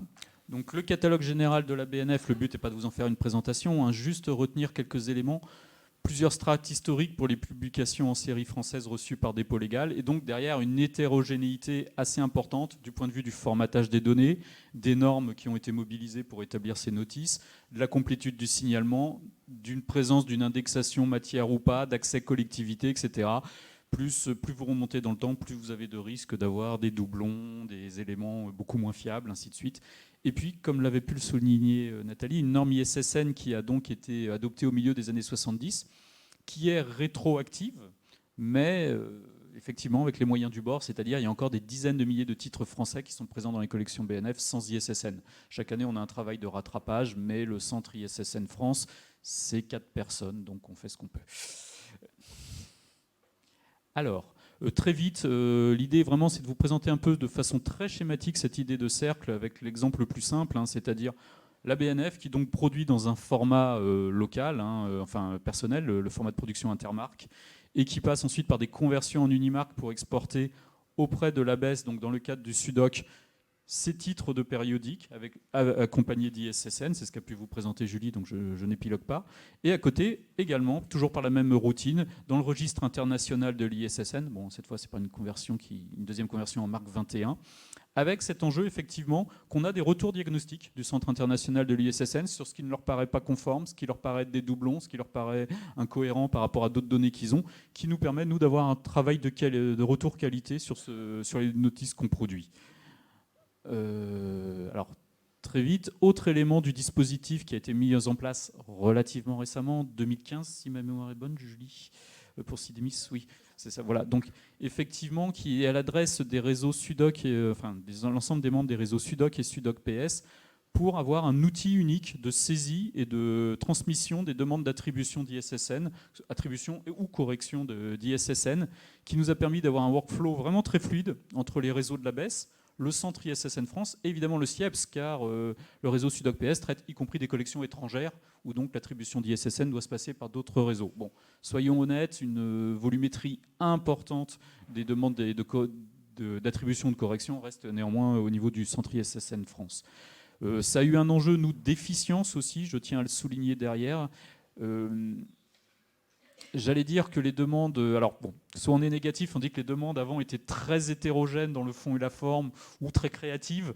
Là, maintenant, on a un cadre qui permet de plus facilement les traiter, d'avoir les éléments d'entrée de jeu attendus qui nous permettent d'attribuer ou pas les ISSN, de faire les corrections. Donc ça a été un gage d'efficience de ce point de vue-là. Donc c'était un outil vraiment très précieux développé par l'ABES et qui a permis de tenir le choc, entre guillemets, de l'expansion des demandes d'attribution et de correction côté centre ISSN. Alors, toujours dans les outils ABES, mais avec lesquels nous participons maintenant dans l'échange de données, Bacon, donc la base de connaissances, donc très rapidement, là aussi, un entrepôt de métadonnées de référence qui permettent d'optimiser le signalement des ressources électroniques. Et donc là aussi, l'enjeu a été depuis... on avait commencé juste avant le confinement, mais je ne sais pas quand ça a été effectif, c'était peut-être bien 2021 seulement. Voilà, une fourniture régulière de fichiers BNF au format KBART. Voilà, cette fois sur la partie donc, des ressources électroniques, donc essentiellement dans notre cas, les périodiques numérisés dans Gallica, qu'ils soient sous droit ou libre de droit d'ailleurs, vu que là on parle des métadonnées afférents et pas des fichiers eux-mêmes du contenu, et dans le cadre du portail RetroNews porté par la filiale de la BNF Partenariat. Voilà, là aussi, encore une idée de cercle vertueux. En retour, nous sont remis des diagnostics de qualité quant aux métadonnées fournies, parce qu'il y a des problèmes de non-conformité, de non-cohérence, etc. Et ça nous permet là aussi de retravailler sur la base et d'affirmer toujours plus avant la qualité des données transmises. Alors là, très vite, le but n'est pas de faire trop d'excursus, mais sachez qu'effectivement, il y a d'autres réseaux qui existent. On a évidemment, de par la nature des deux agences et de nos attributions, on a une collaboration très étroite, mais on fait le même niveau, on essaye de rendre le même service au niveau international, en particulier avec ces deux initiatives du Centre international de l'ISSN, ROAD, pour Directory of Open Access Resources, voilà, qui est donc au sein de cette indexation des ressources scientifiques en libre accès. Voilà, l'enjeu du centre ISSN, c'est d'assurer la transmission des métadonnées pour l'ensemble des ressources scientifiques françaises, enfin du domaine français en libre accès. Pareil pour le Keepers Registry, où là en plus on a créé du billard à 3 bandes, parce que ce sont les données de la BNF, mais transmises via Bacon au Centre international ISSN, afin d'avoir un organisme d'archivage pérenne pour tout ce qui est l'accès aux revues électroniques numérisées.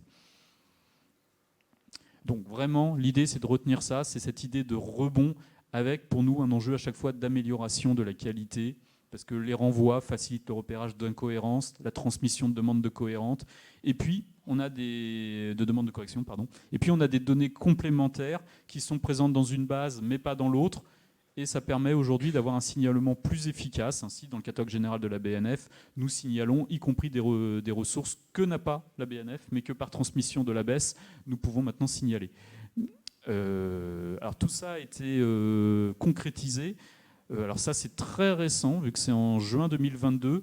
Nous avons dorénavant sur les notices de périodiques de publication en série du catalogue général de la BNF, les liens vers plusieurs autres bases, dont maintenant systématiquement le lien vers la notice SUDOC, justement encore une fois à ce référent pivot qu'est l'ISSN, et qui permet aux personnes d'aller basculer directement sur la notice concernée du SUDOC. Ce n'est pas juste un accès à la page d'accueil du SUDOC, mais vraiment la notice équivalente au sein du SUDOC.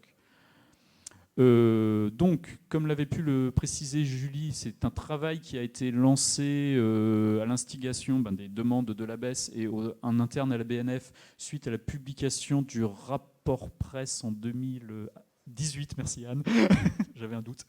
Voilà, donc on a eu tout un travail d'ingénierie, qui a été un peu compliqué car la première mise en œuvre était prévue en 2020, ce qui n'était pas une bonne année pour lancer ce genre de projet, mais nous y sommes arrivés maintenant depuis quelques mois déjà, c'est-à-dire la localisation des périodiques BNF dans le SUDOC.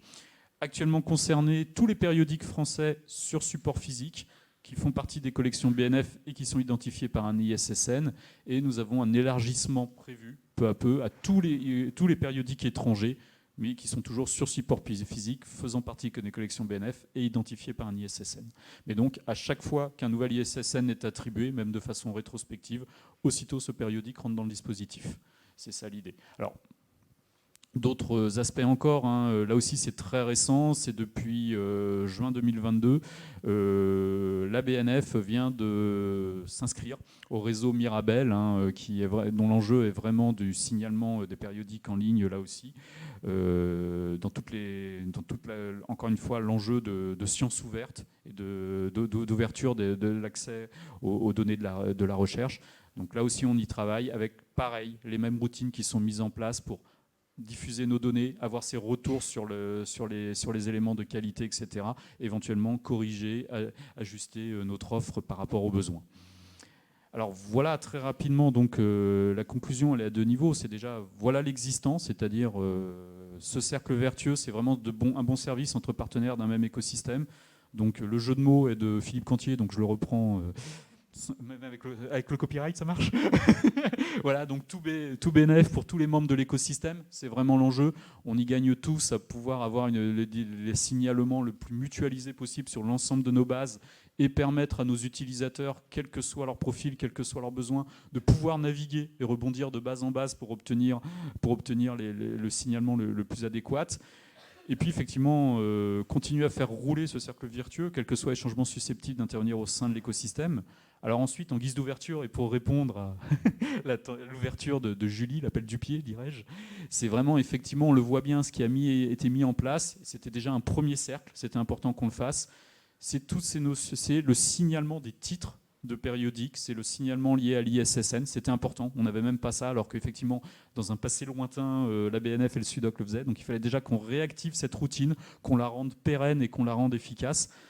Maintenant, l'enjeu, c'est effectivement se pose la question sur les états de collection, qui, on le sait, sont un enjeu particulièrement important d'accès à l'information pour tous nos utilisateurs, là aussi, quel que soit leur profil, et qui en plus fait écho par rapport à tous les enjeux qu'on a de constitution d'une collection de presse de référence, ou dans le cadre de Collex pour la partie ESR, de la constitution d'une collection nationale.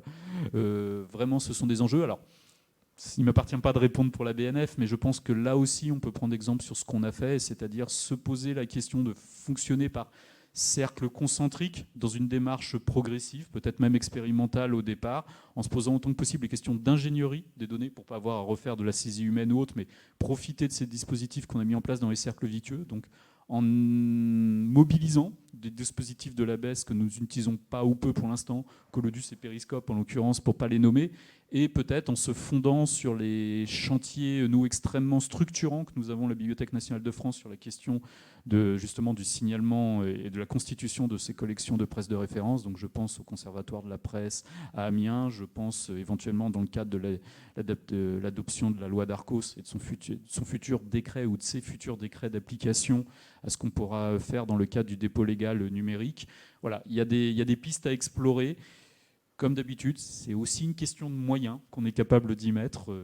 Donc on ne s'engage à rien, mais on va continuer à travailler ensemble sur toutes ces questions.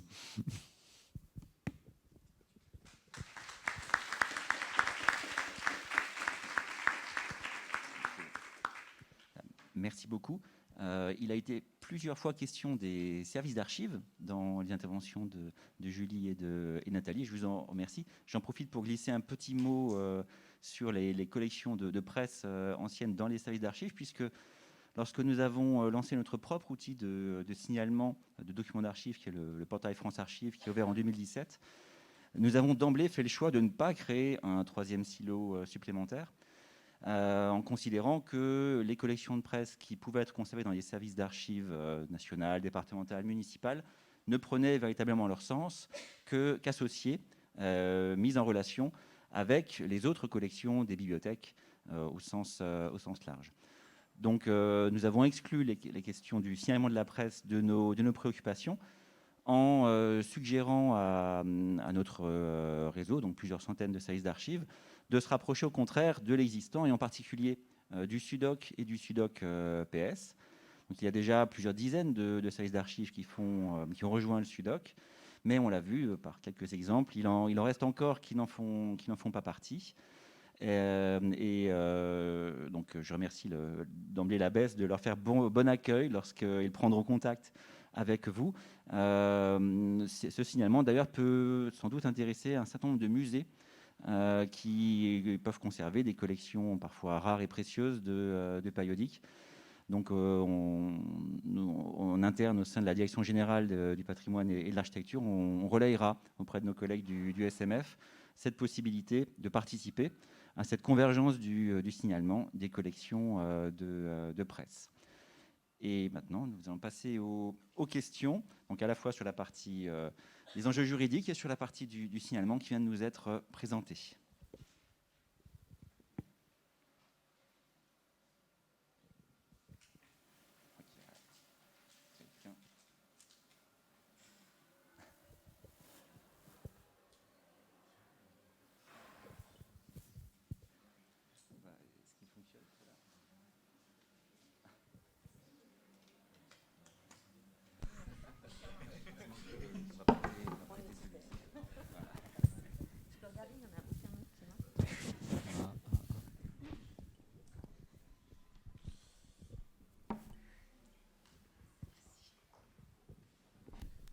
Bonjour, Jocelyne Deschaux, médiathèque du Grand Albigeois. J'aurais 2 questions pour Monsieur Cantier. Vous parliez de... Pardon ? Vous parliez de circuit commercial habituel. Est-ce que les librairies de livres anciens font partie de ces circuits commerciaux habituels, puisque la presse ancienne, éventuellement, qu'on peut être amené à compléter au titre patrimonial, évidemment, ne passe pas par les circuits habituels, effectivement. Est-ce que ça en fait partie? Est-ce que les librairies anciennes en font partie? Et deuxième question, alors je vais faire un petit pas de côté par rapport à la presse, j'en suis désolée. Est-ce que ce que vous nous avez dit par rapport à l'exception de la directive européenne de 2019 peut concerner également les livres d'artistes, donc antérieurs à 30 ans, enfin de plus de 30 ans plutôt, qui ne passent pas non plus par les circuits commerciaux? Est-ce qu'éventuellement, parce qu'il me semble que vous avez dit que ça pouvait concerner des documents de toute nature, est-ce que ça peut éventuellement concerner également les livres d'artistes? Je vous remercie.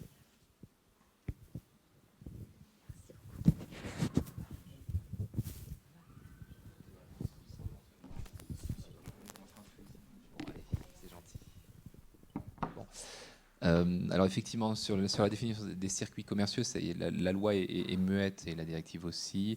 En réalité, non, ce sont les magasins, logiquement, d'occasion, ne font pas partie des circuits commerciaux habituels. Le circuit commercial habituel, c'est le libraire traditionnel qui vend des livres, qui sont vraiment dans les circuits commerciaux de manière continue et non interrompue en réalité. Donc ce qu'il faudra juste dans ces cas-là, c'est que les bibliothèques concernées ou les services d'archives, parce que j'ai déjà eu contact notamment avec les archives de France sur ce sujet d'ailleurs, objectivent ce que je disais, les démarches qu'elles vont accomplir. La loi ne dit pas quelles sont les démarches à accomplir, c'est chaque établissement devra juste objectiver sur son site internet dès lors qu'il souhaiterait entrer dans ce dispositif et numériser des contenus indisponibles de plus de 30 ans, et devra dire globalement quelle méthode il a suivi pour établir l'indisponibilité du livre dans les circuits. Alors le plus souvent, on peut imaginer que ce sera la consultation des grandes bases de données classiques, mais ça n'est pas limitatif. Donc là aussi, c'est ouvert à l'imagination. Il n'y a pas une contrainte, en tout cas précise par rapport à ça. Mais sinon, au moins d'objectiver une démarche de recherche. Mais ça n'inclut pas évidemment les circuits de livres d'occasion. Sur la seconde question, sur les contenus, effectivement, là, l'exception vise l'ensemble des contenus disponibles à titre permanent dans les collections des institutions patrimoniales, donc le livre, la presse, que je disais, les arts plastiques, l'audiovisuel, la musique, tout, les livres d'artistes évidemment en tant que tels, dès lors qu'ils répondent à cette temporalité des 30 ans plus l'indisponibilité dès lors qu'elle est établie, entrent bien dans le champ. Ce que je vous disais tout à l'heure, c'est qu'on n'apprécie pas encore aujourd'hui quelle sera la position des principales catégories d'ayants droit, puisque certains voudront, pour prévenir en réalité la mise en œuvre de l'exception, ce que je disais tout à l'heure, pourront s'organiser en disant non, on préfère négocier que laisser l'exception jouer. C'est un choix qu'il aurait laissé en réalité aujourd'hui de s'organiser et de désigner un organisme, une société d'auteurs qui la représentera. Et à partir de là, ce ne sera plus l'exception, mais une négociation, ce que je disais tout à l'heure. On pressent que certains, dans certains secteurs comme l'audiovisuel, certainement c'est ce qui risque de se passer. Certains nous l'ont laissé entendre, qui ne souhaitaient pas que l'exception ait un champ en réalité pour l'audiovisuel, que le plus souvent ce sera nécessairement négocié. Pour les autres champs, aujourd'hui, on ne sait pas encore comment se positionneront les ayants droit concernés. Mais dans son champ, pour revenir à votre question, dans son champ d'application, l'exception est bien tout à fait générale. Elle ne distingue pas entre les contenus.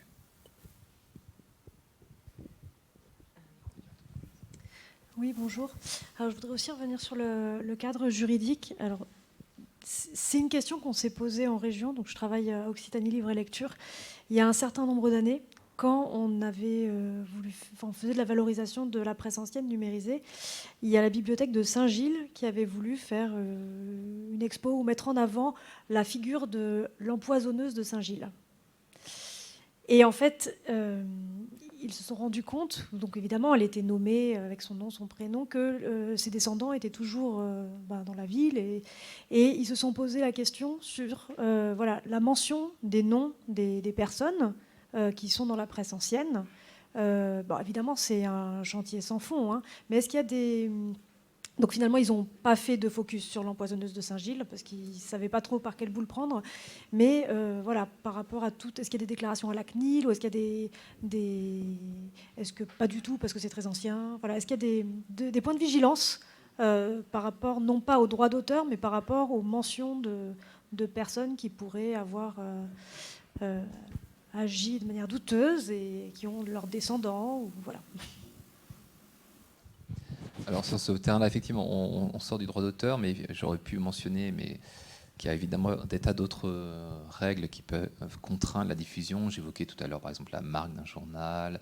Il y a aussi un point que je n'ai pas évoqué, mais qui est par exemple le droit à l'image, c'est-à-dire que les journaux, lorsqu'ils ont publié les photos à l'époque, c'était dans le cadre d'un usage déterminé, qui est une publication presse, dès lors qu'on envisage un usage qui est différent et qui est celui d'Internet. À l'époque, certaines personnes pouvaient certainement consentir à un usage qui était purement papier. Ils n'ont pas donc convenu d'une diffusion numérique. Donc le droit à l'image pourrait aussi avoir un impact, comme les données personnelles que vous évoquez, modulo le fait que ces droits-là sont des droits attachés à la personne, généralement. Donc effectivement, lorsque la personne décède, la contrainte ne pèse plus. Et par ailleurs, ce qui est important aussi, s'agissant des journaux, c'est que le plus souvent, l'image comme les données entre guillemets personnelles d'identification sont en partie gelées sur le moment en tout cas, par l'objectif d'information. C'est-à-dire que le droit à l'image des personnes aujourd'hui, une des limites les plus importantes qui existent, c'est le droit à l'information du public, de la même façon que la mention du nom. C'est-à-dire que vous pouvez certes vous y opposer dans une sphère qu'on considérera comme étant privée, chez vous, dans un contexte privé, mais dès lors que ça relève d'une information publique, vous êtes présent dans une manifestation, un meeting politique ou un événement collectif public, dans ce cas-là, vous ne pouvez plus opposer ces contraintes-là. Et donc, a priori, le contexte de diffusion de l'époque répondait bien à cette exigence-là. Absolument.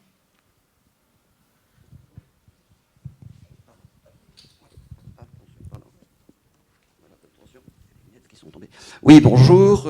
Jean-Claude Gauthier, ancien conseiller pour le livre à la DRAC Provence-Alpes-Côte d'Azur. Je reviens au BIPFIG et je pose la question donc à Nathalie Fabry.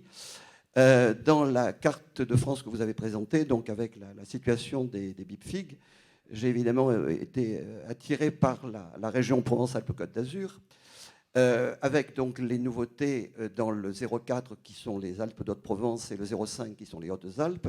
Et tout le reste, ce sont des publications qui datent autour des années 62-64. Alors en particulier pour les Bouches-du-Rhône, puisque je travaille pas mal là-dessus, et je me suis aperçu qu'il y avait beaucoup de localisations qui manquaient. Voilà, alors donc je voulais vous poser la question, est-ce qu'il est envisagé une reprise? Parce que c'est vrai qu'au moment où l'inventaire a été fait, on ne s'est peut-être pas soucié effectivement de d'autres bibliothèques ou d'autres lieux qui conservaient ces périodiques. Je pense en particulier à la Chambre de commerce de Marseille qui connaît actuellement un certain nombre de questions sur son patrimoine. Donc voilà, donc je voulais savoir s'il y avait une actualisation des lieux de constitution. Voilà, merci. Alors, c'est bien en ça que la version papier et la version web sont complémentaires. C'est qu'en fait, on ne va pas refaire une édition papier des volumes les plus anciens, mais dans la version web, on ne se prive pas d'ajouter des titres et alors d'ajouter des localisations dans la mesure où les établissements font la démarche de signaler leur localisation dans SUDOC. Mais du côté BNF, en tout cas, on a ajouté beaucoup de titres par rapport au volume papier. que ce soit pour compléter du point de vue thématique, parce qu'au début de la publication, dans les années 60-70, on ne couvrait pas tellement les thématiques de l'agriculture ou de l'économie. On restait sur une définition assez stricte, politique et d'information générale. Voilà. Et donc ça s'est un peu élargi au fil du temps. Donc pour que ce soit homogène pour tout le territoire, on continue d'ajouter des titres qui, par exemple, c'est le cas surtout en Haute-Garonne, j'ai remarqué que très peu de titres avaient été retenus quand le volume est paru, dans les années 70. Et j'en ai ajouté beaucoup, quoi. En fait, la version web, donc presse locale ancienne, et en tout cas pour les volumes les plus anciens, est plus complète, à la fois en nombre de titres et en localisation. Donc pour la Chambre de commerce de Marseille, il faut absolument qu'elle signale tout dans SUDOC. Voilà. Et s'il y a besoin de créer des ISSN, il faut les demander. Ça suppose que ces bibliothèques aient les moyens. Et actuellement, la bibliothèque de la Chambre de commerce n'a qu'une personne, avec un fonds considérable, n'a qu'une personne qui gère l'ensemble. Voilà. C'est pour ça que je me permets d'en parler. Oui, alors justement, du coup, les responsables CR, ils sont là justement pour recueillir ce type de besoin. Donc il y a un responsable CR en région PACA, voilà, et du coup, passez par lui.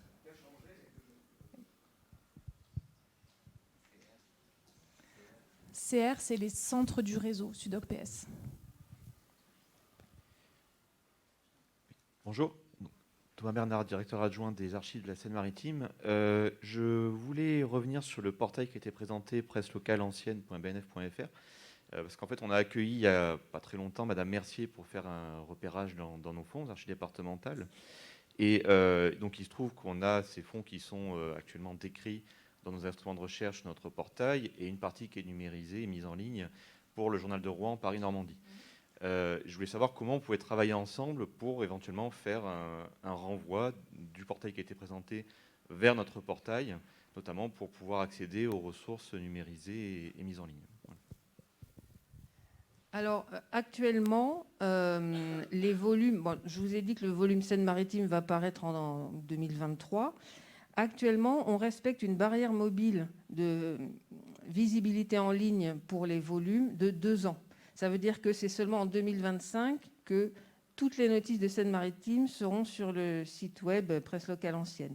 C'est pour ça qu'actuellement, vous ne voyez sur Presse Locale Ancienne des numérisations concernant la Seine-Maritime que dans la mesure où elles concernent aussi un autre département. Par exemple, un journal qui concerne à la fois la Seine-Maritime et l'Eure, par exemple. S'il est numérisé, au titre de l'Eure, qui est un volume qui est paru il y a plusieurs années, donc qui est sur le site Presse Locale Ancienne, là, vous trouverez la numérisation. Mais ça explique qu'actuellement, en effet, même si on a repéré et signalé, sans doute, la plupart des numérisations que vous faites, vous les voyez dans le catalogue général de la BNF, mais pas encore sur Presse Locale Ancienne, parce que ce département n'est pas encore sur le site. Est-ce que ça répond? Oui, en fait, c'était pour savoir s'il y avait une démarche du coup de signalement à faire de notre côté. Oui. Pour que...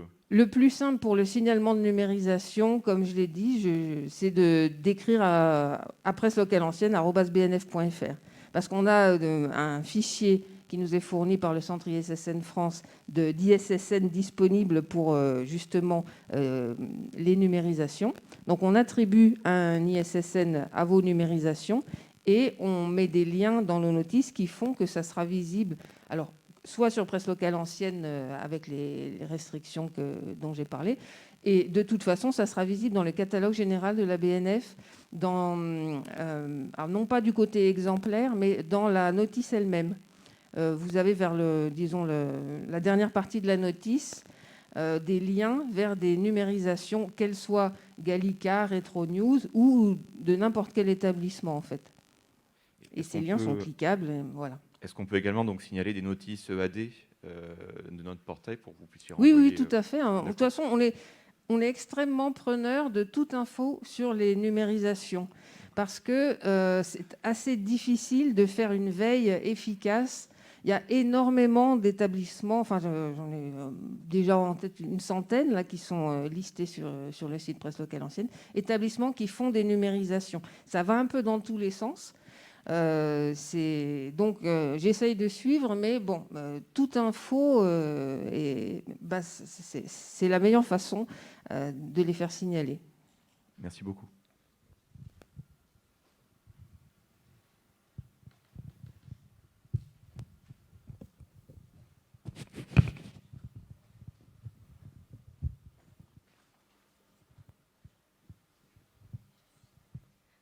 Bonjour, Lucie Laguet de la Bibliothèque du Havre. J'aurais une question pour Monsieur Pouchard. Vous parliez de risques mesurés et j'avais une curiosité en fait sur cette presse mise en ligne. Est-ce qu'il arrive si souvent que cela qu'il y ait des réclamations sur les titres numérisés? Quelles en sont les conséquences? Est-ce que c'est réglé assez rapidement? On enlève le titre, on le caviarde? Est-ce qu'il y a eu des cas où vraiment ça a posé problème? Alors, les cas ne nous remontent pas nécessairement en administration centrale. Non, je ne crois pas qu'il y ait eu forcément beaucoup d'affaires de niveau national, en tout cas, très clairement. Et puis avoir localement, pour certains contenus, peut-être des demandes qui ont pu se régler, comme je le signalais tout à l'heure, par le retrait soit du fichier, soit en occultant l'article en question. Non, c'est ce que je disais tout à l'heure. Effectivement, in fine, si on considère que pour l'essentiel, ce sont des contributions d'auteurs très anciens qui ne sont pas toujours identifiés, que par ailleurs, pour certains d'entre eux, même les héritiers, peut-être parfois, d'ailleurs, n'ont même pas connaissance de l'existence de ce travail d'un aïeul qui aurait pu produire des contenus, etc. Ce sont l'ensemble de ces éléments qui font que potentiellement, il n'y a pas de contestation. Il y a un risque qui existe, encore une fois, donc c'est effectivement pour ça que j'évoquais l'idée d'un pari, d'un risque à apprécier. Est-il si important? Dans certaines hypothèses, certainement, on peut considérer que non. Mais néanmoins, dans d'autres, on voit très bien que plus on progresse dans le temps vers la barrière des années 20, 30, 40, 50, plus le risque, au moins théorique, augmente. Voilà, au moins théorique. Donc après, il revient à chacun de prendre ce risque. La conséquence in fine, de toute façon, c'est que à défaut, alors soit ça se règle à l'amiable, c'est l'hypothèse qui est peut-être celle qui se présente aujourd'hui le plus souvent. Moi, j'ai pas connaissance qu'il y ait de vrais gros contentieux. C'est beaucoup plus évidemment, logiquement, sur les productions actuelles que les contentieux se sont concentrés. Mais in fine, à défaut de transactions ou d'accords amiables, ça reste un acte de contrefaçon pénalement répréhensible. Il faut quand même juste garder en tête, pour la responsabilité des gens qui assument la tutelle des établissements, que derrière, c'est un enjeu pénal, de délit pénal. Voilà. D'accord.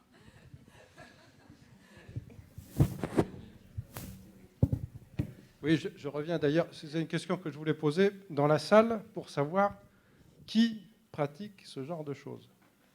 C'est pas du tout une question piège. C'est tout simplement que pas mal de gens estiment qu'ils sont couverts par ce que David a dit, le droit de l'œuvre collective. Donc on met une barrière, 1950, en dessous c'est bon. Mais non, en dessous c'est pas bon. Et il y a en particulier une zone qui est celle de l'entre-deux-guerres, où les choses sont plus complexes que ça, effectivement. Alors, ça vient pas, comme le dit David, c'est un risque que chacun prend.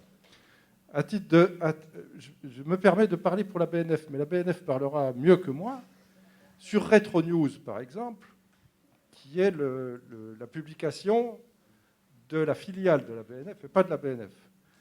Eh bien, les collections de cette période de l'entre-deux-guerres, pas toutes, mais enfin une bonne partie, sont accessibles.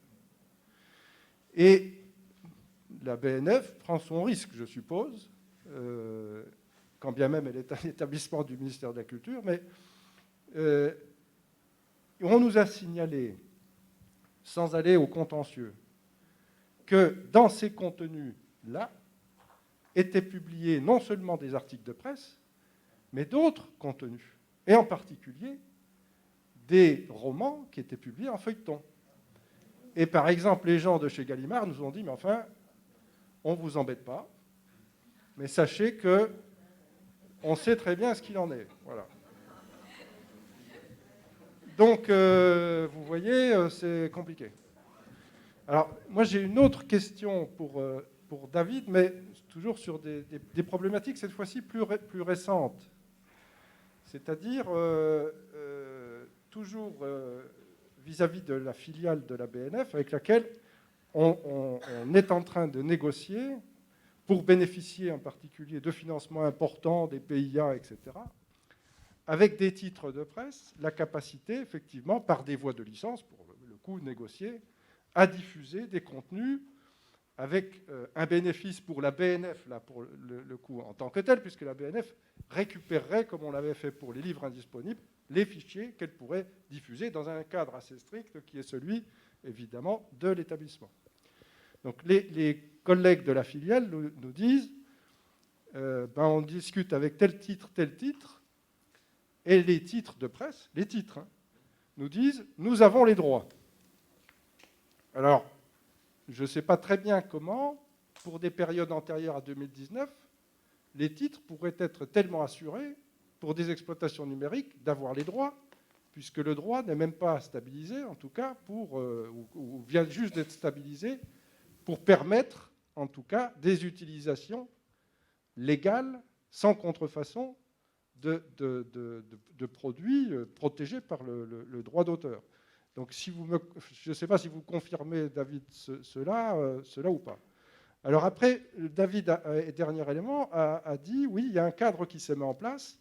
Ce cadre qui se met en place, il faut savoir qu'il vient d'ailleurs d'un contentieux qu'on a eu en France avec ce qu'on a appelé les livres indisponibles, et qui nous a amené évidemment à poser, parce que nous avions été victimes en quelque sorte du droit, enfin du juge européen, qui nous avait dit que nous n'avions pas fait ce qu'il fallait. Et donc la France a beaucoup milité pour que ces formules anciennes de licence collective étendue puissent avoir un cadre, cette fois-ci, tout à fait unifié. C'est le cas maintenant, et il faut sans doute s'en féliciter. Ce n'est pas forcément non plus très simple à mettre en place, mais c'est des solutions qui vont exister.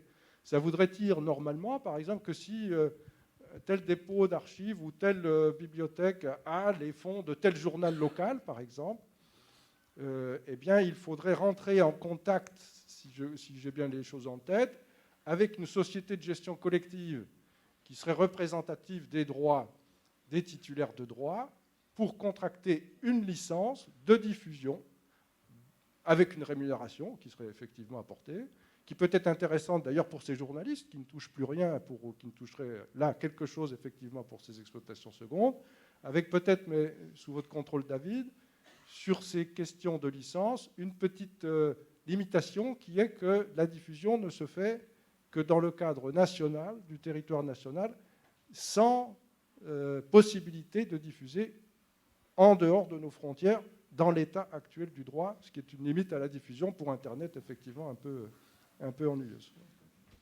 Mais ça nous intéresse, en tout cas au ministère de la Culture, de vous voir vous lancer dans ce genre de discussion. En tout cas, le droit est là pour être mis en œuvre. Et des négociations de ce type, plus elles se multiplieront, plus nous donnerons des bases assez intéressantes pour voir si le dispositif est intéressant et si ces négociations qui ont quand même pris des mois et des mois, effectivement, au niveau communautaire, rencontrent leur public et leur utilité. Merci Nicolas. Je vais peut-être sur le premier point, sur les garanties apportées par les éditeurs. Alors effectivement, ça va pas de soi, du moins avant 2009, avant les lois Adopi qui ont sécurisé un nouveau régime d'exploitation, sécurisant pour eux d'exploitation des productions dans l'univers numérique. Avant 2009, effectivement, c'était l'hypothèse jurisprudentielle que j'évoquais juste avant, c'est que les juges ont considéré que les éditeurs n'avaient pas les droits au-delà du papier. Donc deux choses l'une, soit les éditeurs ont entre-temps, ce qui est tout à fait aussi possible, négocier des avenants collectivement au sein des entreprises de manière, ou dans la branche, on négocie des accords généraux qui leur garantissent la cession des droits, y compris contre une rémunération, en appliquant le régime finalement post-2009 en amont. Mais en réalité, ça suppose à minima qu'ils aient négocié ces droits-là pour pouvoir apporter cette garantie. Donc, et par ailleurs, sur le deuxième point, sur les licences collectives, effectivement, alors il y a aujourd'hui effectivement une limitation, notamment sur les diffusions en ligne lorsqu'on négocie, effectivement avec une limitation géographique aux diffusions nationales, mais on a tous en tête, et la Commission européenne en premier lieu, que très vite, cette question va être remise sur la table. Elle-même a déjà laissé entendre que c'est un des principaux points qui serait réexaminé très vite sur la base des expériences qui ont été développées dans tous les États. Le Le fait est qu'en France, et ça qui est intéressant, c'est que c'est une nouveauté juridique, c'est vraiment une innovation jusqu'à présent. On n'avait jamais consacré des dispositifs de ce type qui permettent finalement d'autoriser ou de liciter un usage massif sur la base d'un accord négocié avec un acteur qui couvre tout le monde sur la base d'un arrêté d'extension par les ministres concernés. Jusqu'à présent, à défaut d'accord de ce type, ou les accords en tout cas ne liaient que les parties à l'accord, mais jamais au-delà, ces accords permettent de couvrir tous les auteurs concernés dans un champ déterminé. Donc c'est complètement tout à fait nouveau en droit français. On n'a pas encore le recul pour évaluer en tout cas la pertinence de ce cadre. Est-ce qu'il produira en tout cas des effets vertueux? On peut l'espérer. Mais très vite, la question effectivement de la limitation géographique va se poser en pratique. Alors il y a un des moyens de le régler, puisque certains y réfléchissent déjà, c'est que certaines sociétés d'auteurs ont des mandats qui permettront, dans certains cas, dans le cadre de la licence, de permettre, y compris des usages en réalité au-delà du territoire national. Certains y réfléchissent déjà pour le faire sur une base volontaire et contractuelle et non pas en vertu de la loi, pour le coup. Alors, c'est des techniques qui étaient utilisées, qui sont prises des pays nordiques, qui utilisaient beaucoup depuis longtemps ces techniques-là. C'est intéressant pour les bibliothèques, parce que ça venait régulièrement des bibliothèques, pour leur fonds audiovisuels. Parce que les droits sont très difficiles à reconstituer pour les fonds audiovisuels, pour les gens qui sont auteurs de musique, de scénarios, etc. Il y a toute une quantité de droits qu'on ne peut pas reconstituer comme ça. Donc ce sont des accords étendus qui sont très sécurisants en réalité, et qui ont été intégrés dans le droit européen, mais avec des usages qui étaient ceux collectifs des bibliothèques. C'est intéressant. Je vous remercie. On arrive presque à la fin de cette séquence. Une dernière question peut-être, pour après nous permettre à tous de manger dans de bonnes conditions et de ne pas commencer en retard cet après-midi. Bonjour, Philippe Mézard-Salmin, chef du service de la presse à la BNF. Ce n'est pas une question, c'est plutôt pour revenir sur l'intervention de Nicolas Georges il y a quelques minutes, sur effectivement la manière dont les bibliothèques ont pu, enfin celles qui s'étaient lancées dans la numérisation de la presse ancienne, avaient pu appliquer un certain nombre de critères. Je rappelle qu'à la Bibliothèque nationale, le président Jean-Noël Jeannet avait précédé son grand projet de numérisation d'une instruction par le service juridique de la Bibliothèque nationale, qui avait encore en totale collaboration avec la cellule du ministère, en était resté sur la question sur le texte de 1957 pour la mention d'auteurs collectifs, et en connaissance de la jurisprudence en 2003-2004, à ce moment-là, également sur la question donc, du texte de 93 sur les 70 ans après publication. D'autant que les discussions qui avaient eu lieu à cette étape-là avaient certifié à la BNF que les éditeurs, étant donné qu'ils passaient des contrats avec la plupart de leurs salariés, devaient faire, donc les ayants droit des éditeurs, pour être plus précis pour cette période-là, puisque le projet, je rappelle, était de numériser les journaux du 19e siècle. Hein. Bon. Il s'agissait bien entendu de... Les ayants droit des éditeurs devaient faire leur part, effectivement, de régler ce qui est effectivement probablement des problèmes de litige de contrat pour l'essentiel des publications, c'est-à-dire avec leurs salariés. Bien. Il y a effectivement aussi des textes de nature différente, comme les tribunes, sur lesquels on s'est posé des questions. Je ne sais pas si la Bibliothèque nationale n'aurait pas dû numériser le journal du Pays de Caux sous prétexte que Victor Hugo en a été un de ses correspondants pendant son exil. Bon, je ne sais pas si on s'est tourné vers les ayants droit de Victor Hugo, j'imagine que oui. Et qu'en tout cas, pour le plus grand plaisir des chercheurs en histoire de la littérature, en tout cas, ces documents ont été rendus facilement accessibles. Donc, en tout cas, nous, on était sur ce cadre-là, et je pense que ce cadre-là était parfaitement connu de tous, d'autant plus que dans le cadre du décret de 1994, la Bibliothèque nationale, dans son action de soutien à la valorisation du patrimoine écrit en région via la numérisation, a recommandé également à sa suite, effectivement, ces politiques-là, dans le cadre d'un certain nombre de partenariats dans lesquels elle était plus ou moins impliquée. Je rappelle, par ailleurs, je ne voudrais pas faire les anciens combattants, j'avais participé avec d'autres en 2006 à d'autres journées du patrimoine écrit tenues sous l'égide du ministère à Rennes, cette fois-là, en présence des représentants du service du livre et de la lecture, où ces éléments avaient été bien entendu détaillés, discutés, etc. Enfin, je conclurai juste là-dessus. Je comprends très bien que les interrogations sur le droit évoluent avec les usages, et ça, c'est tout à fait normal qu'on se pose ces questions de savoir si notre fonctionnement est toujours valable, si nous n'avons pas fait un certain nombre d'erreurs. Ça, je pense que ces questionnements-là, ils s'imposent. Mais le président Jeannet avait été auditionné par le Sénat quand il avait obtenu un financement de plusieurs centaines de milliers d'euros qui avait permis le lancement du programme. Comme le président Racine l'a été, je pense que Nicolas Georges s'en souvient, à la fin de ce programme-là, je crois qu'il était en 2008, sur les retours, et évidemment les parlementaires avaient posé la question, bien entendu, de la question de ces droits. Donc nous, effectivement, on est tout à fait pour continuer cette réflexion-là et prendre toute notre place là-dedans, mais je pense qu'il est important de tenir compte de ce qui a déjà été pratiqué en commun pendant 20 ans.